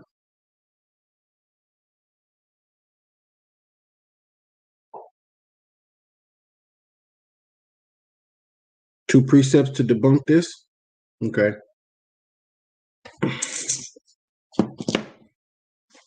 Okay, cool. Good one.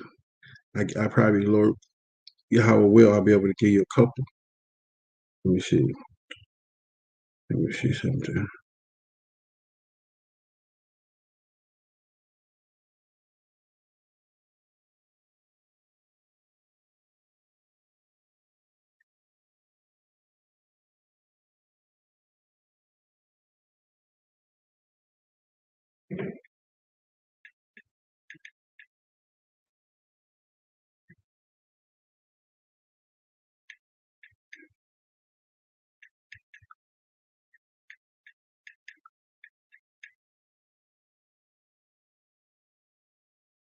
Okay.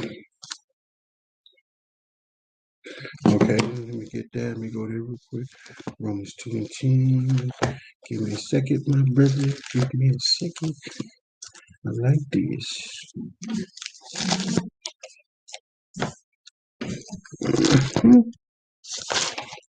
What's the next one? Doom, doom. While you ran into somebody that pulled that Gabor?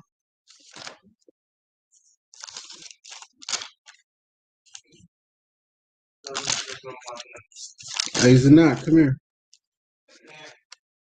Why? Too young to have back problems, man. Okay.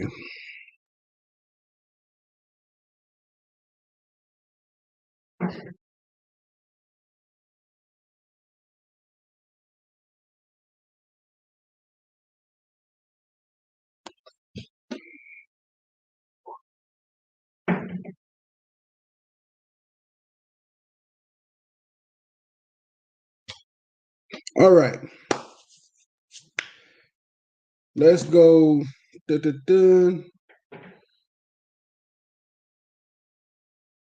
go to one first. Let's go to the first one first. Let's go to Acts 3 and 13.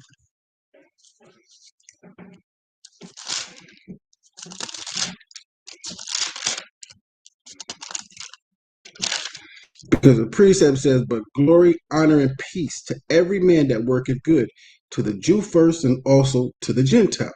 So who is he the power of? Okay. The book of Acts, chapter 3 and verse 13. Simple. The God of Abraham, the power of Abraham, of Isaac and Jacob, the power of our fathers have glorified his son Hamashiach, who delivered up and denied him in the presence of Pilate when he was determined to let him go. That's the first one. Who is he the power of? That's what you ask him. Who is he the power of?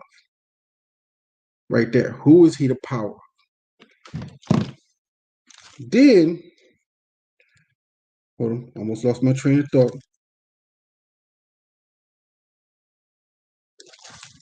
Then you got to understand who is the Gentile in the New Testament. Let's go over here to some old school stuff people like to say, Hosea.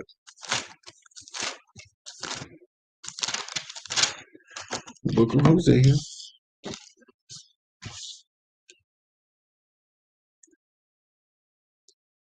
And it's always just follow-up questions you ask.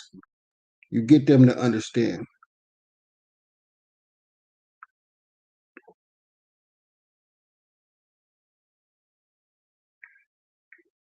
I haven't visited that in a long time. I'm glad you asked that.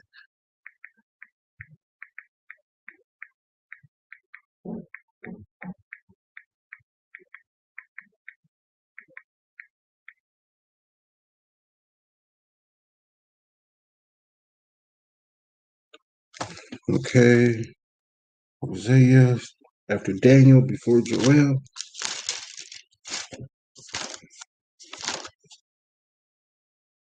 Hosea, there we go.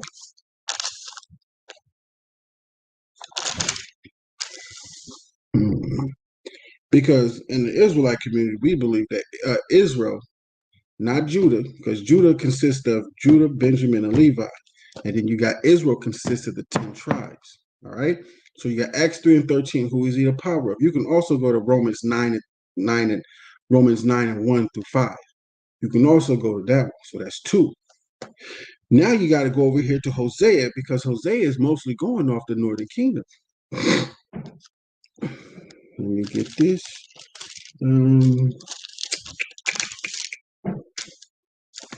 Where is that at? You want to start proving things, because Israel went into captivity as well as Judah. But you want to get precepts saying that, because a Gentile can be who? A Gentile can be, can Israel be Gentiles? Yes, they can be Gentiles. Israel can be Gentiles. How can Israel be a Gentile? Israel can be a Gentile by following after heathen customs. So we got to keep things in the context, and you got to get them to play against that when they pull stuff like that. You got to get them to play against that. It's not about pulling some fancy precepts out the ass. You don't want to do that, especially if you're not equipped in the precepts and be able to pull this and this and go after that. You want to be very plain. Who is he the power of? Abraham, Isaac, and Jacob. All right. Who gets the covenant and the promises? Abraham, Isaac, and Jacob. And Jacob did what? He breed 12 patriarchs: Benjamin, Judah, Levi, Issachar, Naphtali, Asher, Zebulun,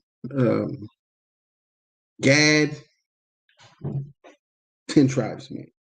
You want to try to get them to understand that who he's the power of and who's his people. And when will he help them? You got to go through those first, especially if you're not equipped like that. You don't want to start bringing everything up where they can start running here and running there. And then you want to ask them, well, can Israel be Gentiles? Yes, they can. It's heathen, nation, or people. All right. Now I'm in Hosea. Let me get my precept.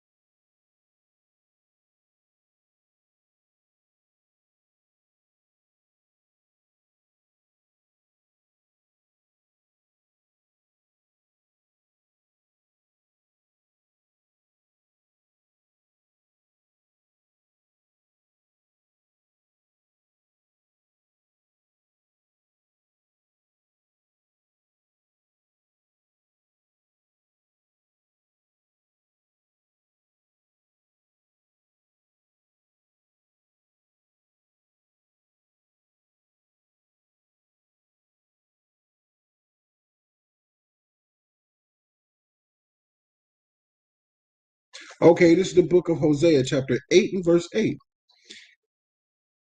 I start from 7. For they have sown the wind, and they shall reap the whirlwind, and hath no stalk. The bud shall yield no meal. If so be it yield, the strangers shall swallow it up. And that's Matthew 24 and 28. Israel is swallowed up. Now shall they be among the Gentiles, as a vessel wherein is no pleasure. Israel shall be among the Gentiles. And now, when you go into the book of Romans, who did the Romans have in captivity? Who did the Romans have in captivity? The Romans had the Israelites in the captivity. The last book of the Bible is what? Before the Apocrypha is what? Malachi, right? It's Malachi. And what is that going into? That's going into Darius.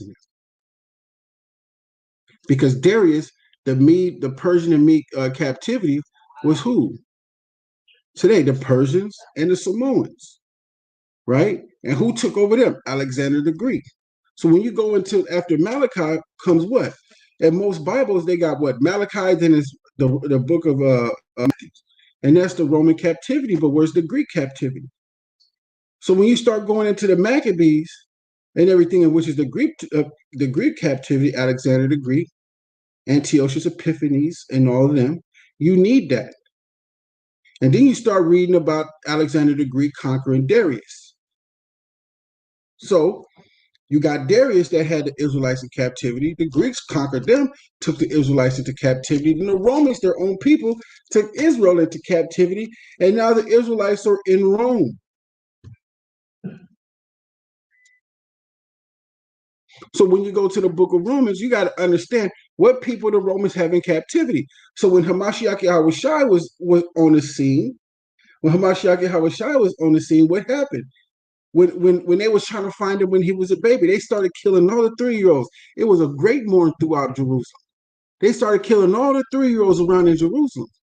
That's because the Israelites was in that captivity. And then when you start going to the book of Acts, it start telling you about these things. See, these are the what you would call the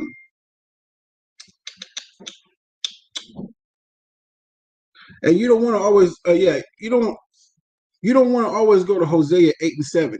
I see you.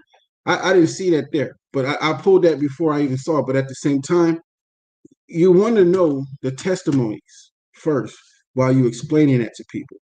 You can't have these precepts as ammo, you know what I'm saying, as ammo without understanding the stories and the captivities and the people that they have in the captivities. Because then it's like, all right, cool. If you don't understand what is a Gentile and how a person becomes a Gentile, you really can't explain the testimonies. You got to know the stories. Blessed is the man that reads and the woman that reads. So you got to go into these stories. You got to show the captivities, and you got to get them to understand that who are these people that are throwing away their customs in the Maccabees. Because as soon as they start throwing away their custom in the Maccabees, what they become? What? Gentiles. They can't get past that. They can't get past that. And then when you start going to Ephesians, who are the Gentiles that was Ephesians? Israelites that were up under Roman rule. They were just in a place called Ephesians, a country called Ephesians. They was up under the rule. They were the Gentiles that Paul, Peter, Timothy, that James, Matthew. There was all the prophets that was going to, preaching to. So with Romans, let me see something. So with Romans 2 and 10, you have what? You got Matthews. Got the book of Matthews, the power of Abraham, Isaac, and Jacob. Who he's a power of? Abraham, Isaac, and Jacob. That's just plain. Then you go over here to Hosea. and you get them to understand, you can go to Hosea 1 first. I will go to Hosea 1 first to get them to understand that. Let me get that real quick. Damn, they just beating up stuff over there.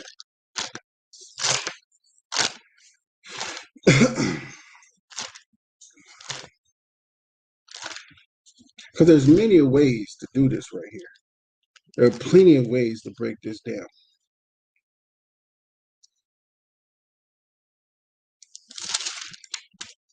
There's more than one way.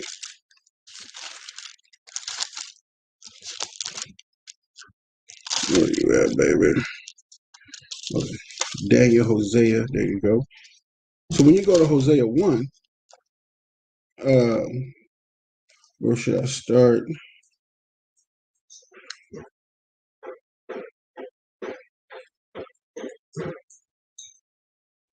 I don't want to go to verse 11 first.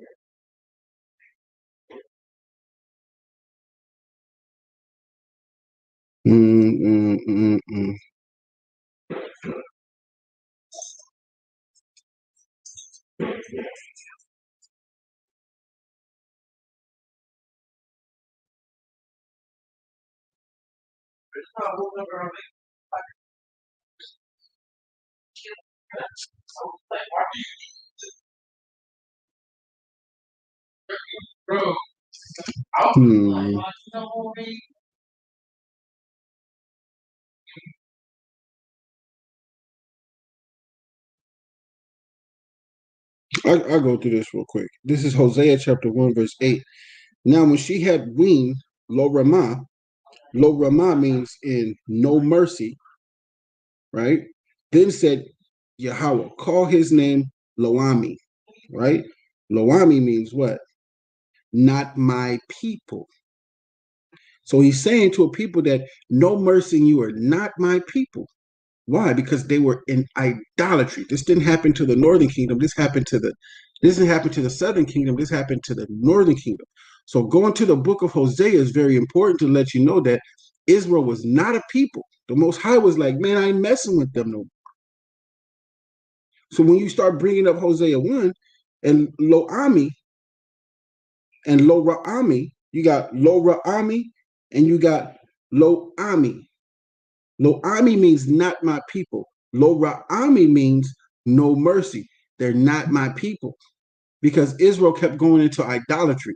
So it's very important that you read Hosea. So then said the power, call his name Lo Ami, meaning not my people. For ye are not my people, and I will not be your God. This is going into Israel right here. Yet the number of the children of Israel shall be as the number of the children of Israel shall be as the sand of the sea, which cannot be measured nor numbered. And it shall come to pass that in the place where it was said unto them, ye are not my people, there it shall be said unto them, you are the sons of the living God. Then shall the children of Judah and the children of Israel be gathered together and appoint themselves one head. This is future prophecy. This is what happened in the beginning, in verse 8 to verse 11, and then it goes to the end. It's prophecy. Then shall the children of Judah and the children of Israel be gathered together and appoint themselves one head, and they shall come up out of the land. For great shall be the day of Jezreel, that's Israel. And then when you go ahead, you go to verse 8, after you go to verse 1.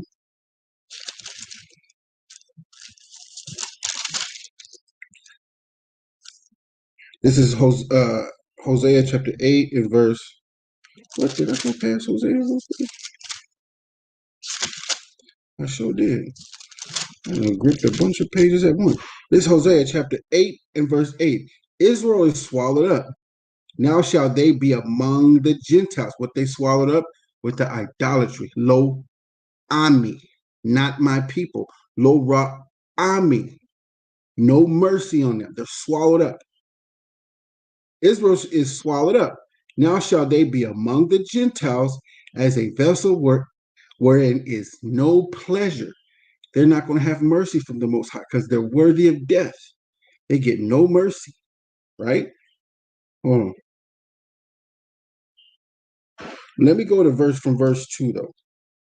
This is Hosea chapter 8 and verse 1. Set the trumpet to thy mouth. He shall come as an eagle against the house of the Lord, because they have transgressed my covenant and trespassed against my law. Deuteronomy 28 and 49. Israel shall cry unto me, my God, we know thee. Israel hath cast off the thing that is good. The enemy shall pursue him. Remember, they have no mercy. So the enemy will pursue Israel. Israel has cast off the thing that is good, which is the law. The enemy shall pursue him. They have set up kings, but not by me. They have made princes, and I knew it not. Of their silver and their gold have they made them idols, that they may be cut off again. Not my people, cut off. Verse 5, the calf, O Samaria, have cast thee off. My anger is kindled against them. How long will it be ere they attend to innocency? For from Israel was it also. The workmen made it. Therefore it is not God. But the calf of Samaria shall be broken in pieces, the idolatry. That's why Loami, Loami. Loami means not my people. Loami means no mercy.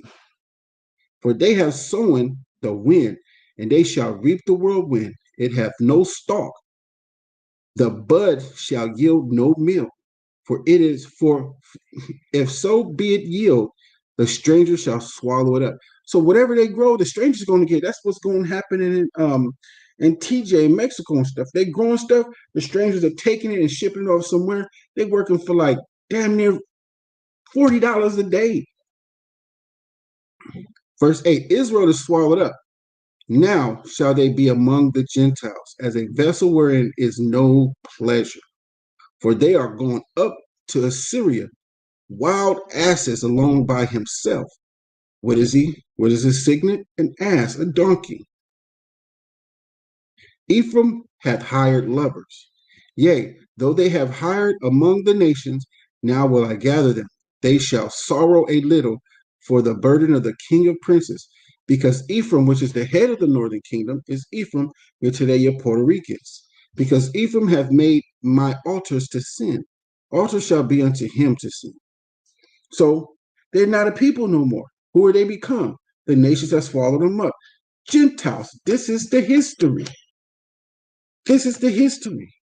So where would they go? Where would the Gentiles be? Even Judah started acting like Gentiles. So when you go to these kingdoms and understanding that the Most High is the power of Abraham, Isaac, and Jacob, they can't get past that. You know the history. You can pull the precepts, but you gotta know the history. So when you know the history, you can go over into here. You can start saying, so cool. We went from the Persian and Mede captivity, right? Then we went into the what? We went into the Greek captivity. Where is it over here? The Israelites in the Greek captivity. Israel has already made himself unto idols. Judah's going to start coming into here and going under idols, start following the law of the heathen. When you go into Septimius Severus and them, Antiochus Epiphanes, Alexander the Greek, Philip the Macedonian in them. Philip the Macedonian is Alexander the Greek's father.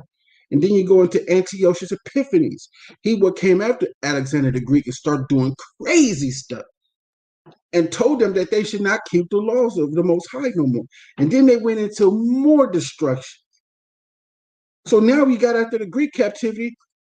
Where did we go after the Greek captivity? The Roman captivity. Because the Romans conquered the Greeks. So now we're going into the Roman captivity. Who are the Gentiles over there now? Not just the other nations, but also Israel, Judah, Benjamin, and Levi. History they can't get around. History they cannot follow. That's why one of the reasons the Apocrypha was taken out by the Protestant church in the 1700s. Because of that. So you got the precepts. Now you got some of the understanding. So go ahead and read it. That way you can have the what do you call it? You can have the testimonies to go with it. So they can't get by it. Everybody will understand you can't, like, it's so simple. These are the people that was there Yeah, he got the Gentiles, but he's not the power of them. Even though he's not the power of Israel right now as a whole at this time, he sent his son, but at the same time, he was never the power of the Gentiles, the heathen nations. He was always the power of Abraham, Isaac, and Jacob. Nowhere in the Bible say he will ever love the heathens, ever. But they use that as that. So when you go to now, when you go to people like to say he's not an Israelite, but he is. Let's go there.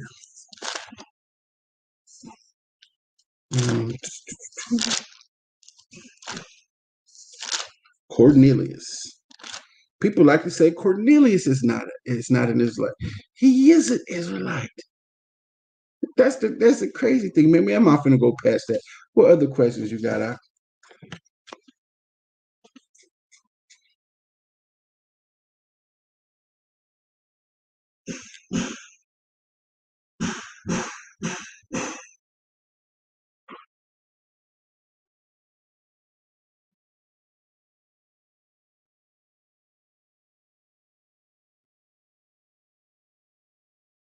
Anybody else got some questions? Anybody got some answers, some precepts they want answered?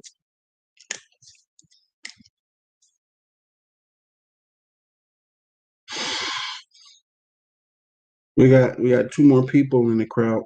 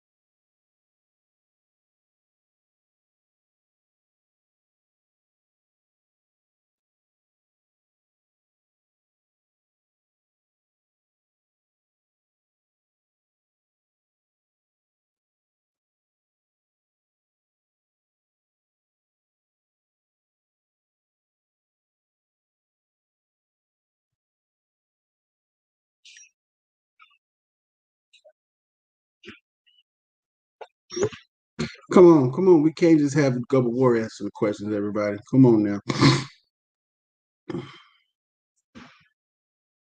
But yeah, the book of Hosea is the best book to go. Proving the northern kingdom was Gentiles and going there, even with Cornelius. Even understanding the history of the Romans, always when they conquered people, they was taking everybody. And you had a lot of so-called African nations that was amongst them, because they always used everybody as their army, like they do today. Everybody. They still do the same thing.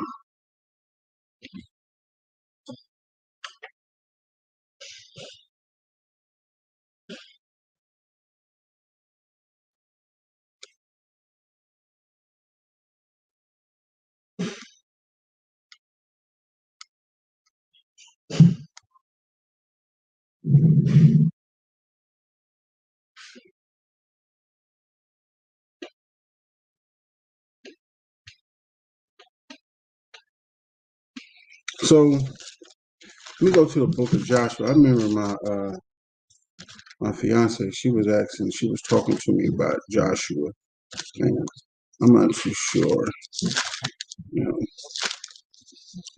let's see. Let's go to the book of Joshua real quick. Let me see. I think she was talking about the Judite brother. She was asking us. I forgot what she asked me. If you want here, ask that question again. I think she was talking about the brother got his whole family knocked off.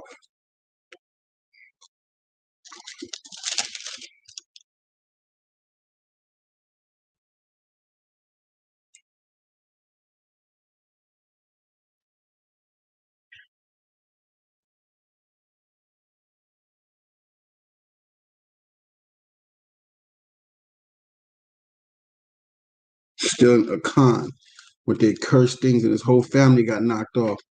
Most High had his whole family stoned to death.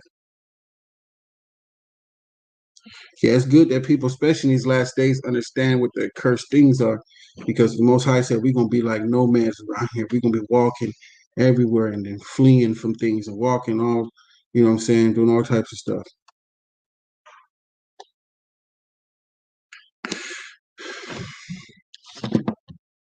Hey, y'all, don't text me on my phone for questions. Just hit me up.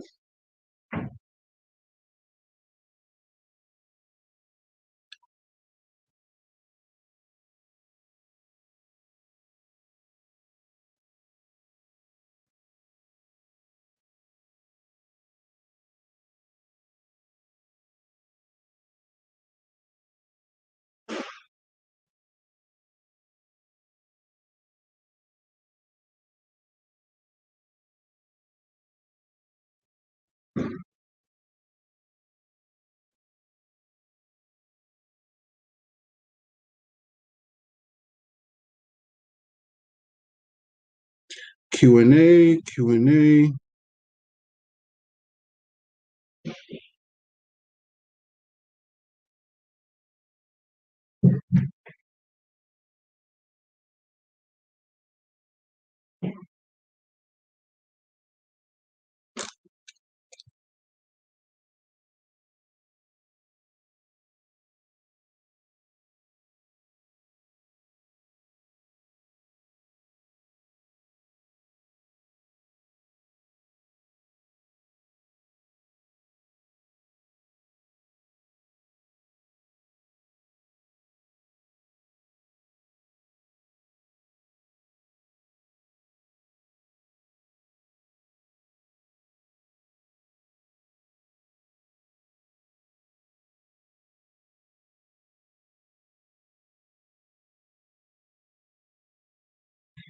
All right, then, if that's it, man, Shalawam, Yahabashim Yashabrakathum, to all you brothers and sisters that tuned in at the water. Question Q&A. Somebody else has popped in Q&A. What questions do you have? Or what do we need to know to get out of captivity? I'm already in Joshua. Okay. Let me see.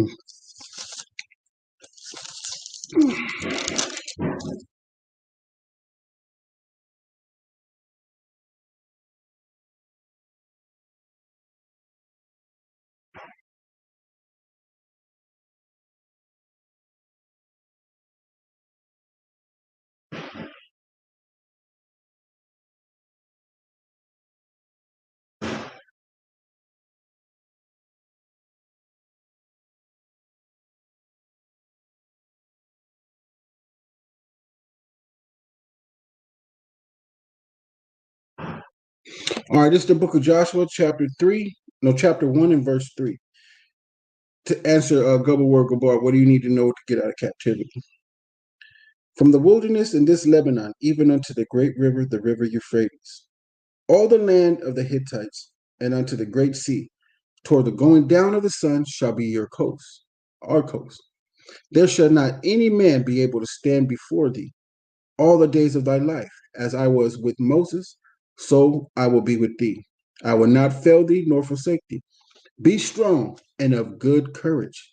For unto this people shalt thou divide for an inheritance in the land. To divide for an inheritance the land which I swear unto their fathers, to give them Abraham, Isaac, and Jacob. Only be strong and very courageous, that thou mayest observe to do according to all the law which Moses my servant commanded thee. Turn not from it to the right hand or to the left, that thou mayest prosper whithersoever thou goest. This book of the law shall not depart out of thy mouth, but thou shalt meditate therein day and night, that thou mayest observe to do according to all that is written therein. For then thou shalt make thy way prosperous, and then shalt thou have good success. I have not commanded thee. Have not I commanded thee? Be strong and of good courage. Be not afraid, neither be thou dismayed, for the Lord thy God is with thee whithersoever thou goest. Never let the law depart from thy mouth. Keep the law. Don't go to the right. Don't go to the left. Stay straight. That's what you need to know to get out of captivity. Meditate therein day and night. Learn the law. Learn it. Keep it. Observe it. Do it. Let me go over here real quick.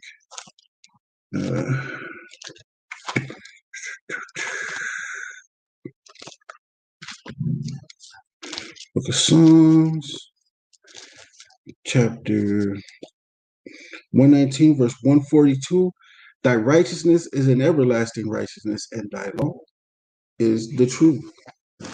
The law is the truth, man. The law, the truth is more powerful than anything. Let me go over here real quick.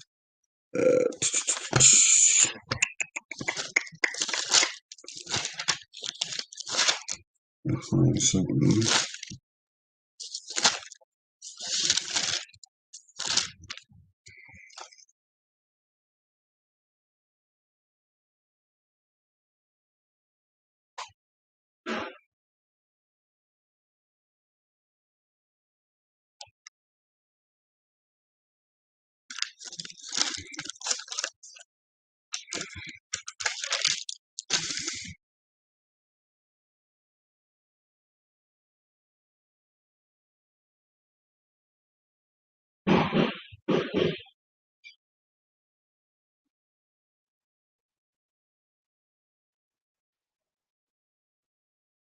This is first Ezra chapter 4, verse 13. Then the third, who has spoken of women and of the truth, this was Zerubbabel, began to speak, O ye men, it is not the great king nor the multitude of men, neither is it wine that excelleth. Who is it that ruleth them, or hath the Lord shipped over them? Right? Or they not women? Women have borne the king, all the people that bear rule by sea and land. Even of the came they. That didn't make any sense, but I read it anyway. Even of the came they, and thou nourished them up that planted the vineyards, from whence the wine cometh. These also make garments for men. These bring glory unto men, and without women cannot men be. Yea, and if men have gathered together gold and silver, or any other godly thing, do they not love women, which is comely in favor and beauty? And letting all those things go, do they not gape, and even with open mouth fix their eyes fast on her? And have not all men more desire unto her than unto silver and gold, and in godly thing whatsoever? A man leaveth his own father that brought him up, in his own country, and cleaveth unto his wife. He sticks not to spend life with his wife, and remembereth neither father nor mother nor country. By this also you must know that women have dominion over you. Do ye not labor and toil and bring all that to woman? Yea, man taketh his sword and goeth his way to rob and to steal and to spoil. Stay with me. Sail upon the sea and upon rivers, and looketh upon a lion and goeth in the darkness. And when he hath stolen, spoiled, and robbed, he bringeth it to his love. Wherefore a man loveth his wife better than father and mother. Yea, many there be that have run out of their wits for women and become servants for their sakes. Many also have perished, have erred and sinned for women. And now do ye believe me? Is not the king great in his power? Do his religion fear to touch him? Yet I did see yet did I see upon the king concubine. Hold on.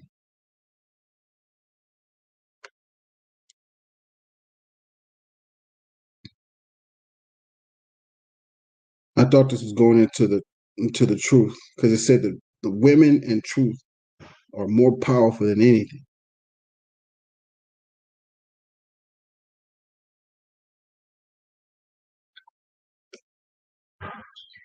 Okay, I'm still there. I'm still there. Verse 26. Yea, many there be that have run out of their wits for women and become servants for their sakes. Many also have perished, have erred, and sinned for women. And now do ye not believe me? Is not the king great in his power? Do not all regions fear to touch him? Yet did I see him in a palm, the king's concubine, the daughter of the admirable Bardacus, sitting at the right hand of the king, and taking the crown from the king's head, and setting it upon her head. She also stroked the king with her left hand. And yet for all this the king agape and gazed upon her with open mouth. If she laughed upon him, he laughed also. But if she took any displeasure at him, the king was fain to flatter that she might be reconciled to him again. O ye men, how can it be but women should be strong, seeing they do thus? Then the king and the princess looked upon another, so he began to speak of the truth.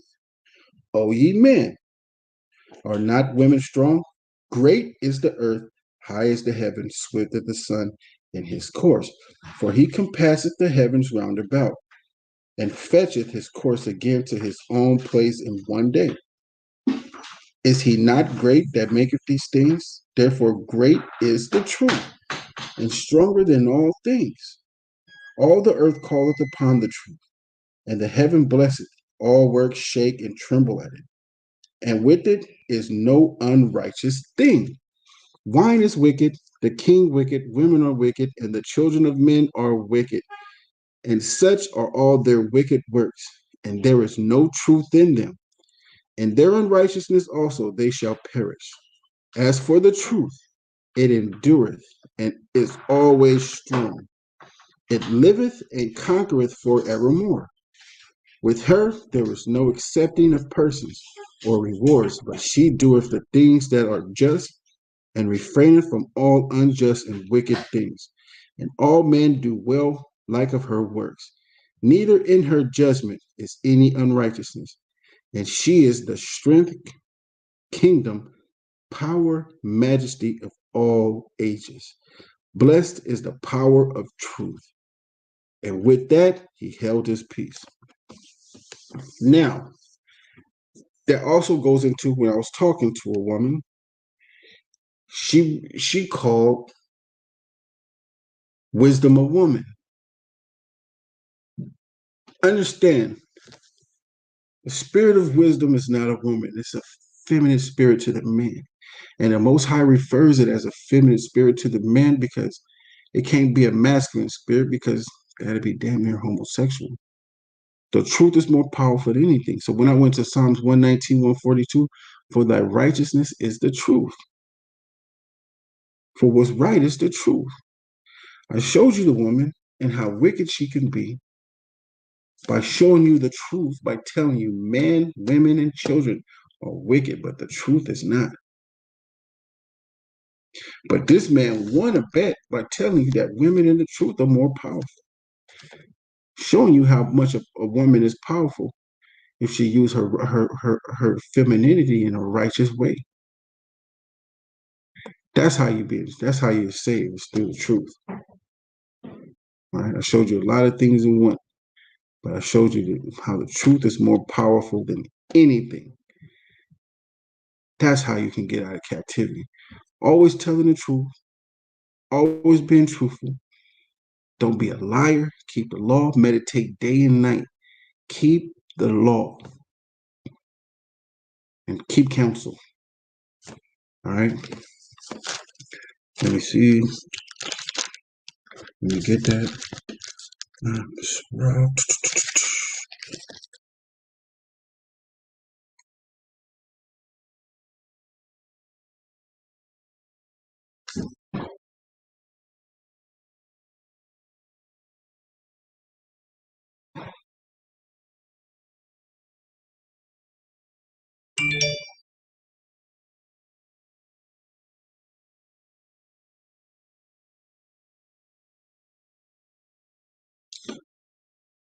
Okay, this is the book of Sirach, chapter 37 and verse 16. It said, let reason go before every enterprise and counsel before every action. So let counsel go before every action. That way you know you in the truth. So you call your elders and the people that are over you to get an understanding of what you're doing so that you're always in the truth. The truth is more powerful than anything. You're always on the side of righteousness when you are in the truth. That's why we call this the truth, because it's more powerful than anything. The truth. Any more questions?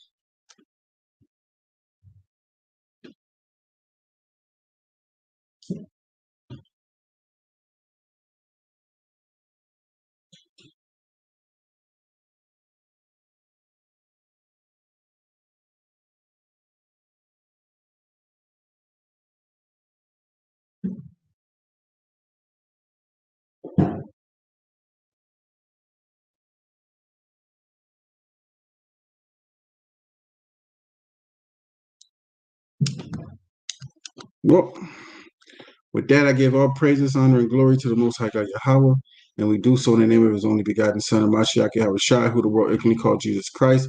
Shema Yasharala Yahweh Alahaya Nawa Yahweh Chud. Hero Israel, the Lord our God is one Lord. Shalawam.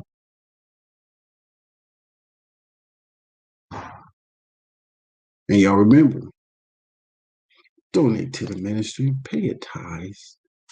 Shalom.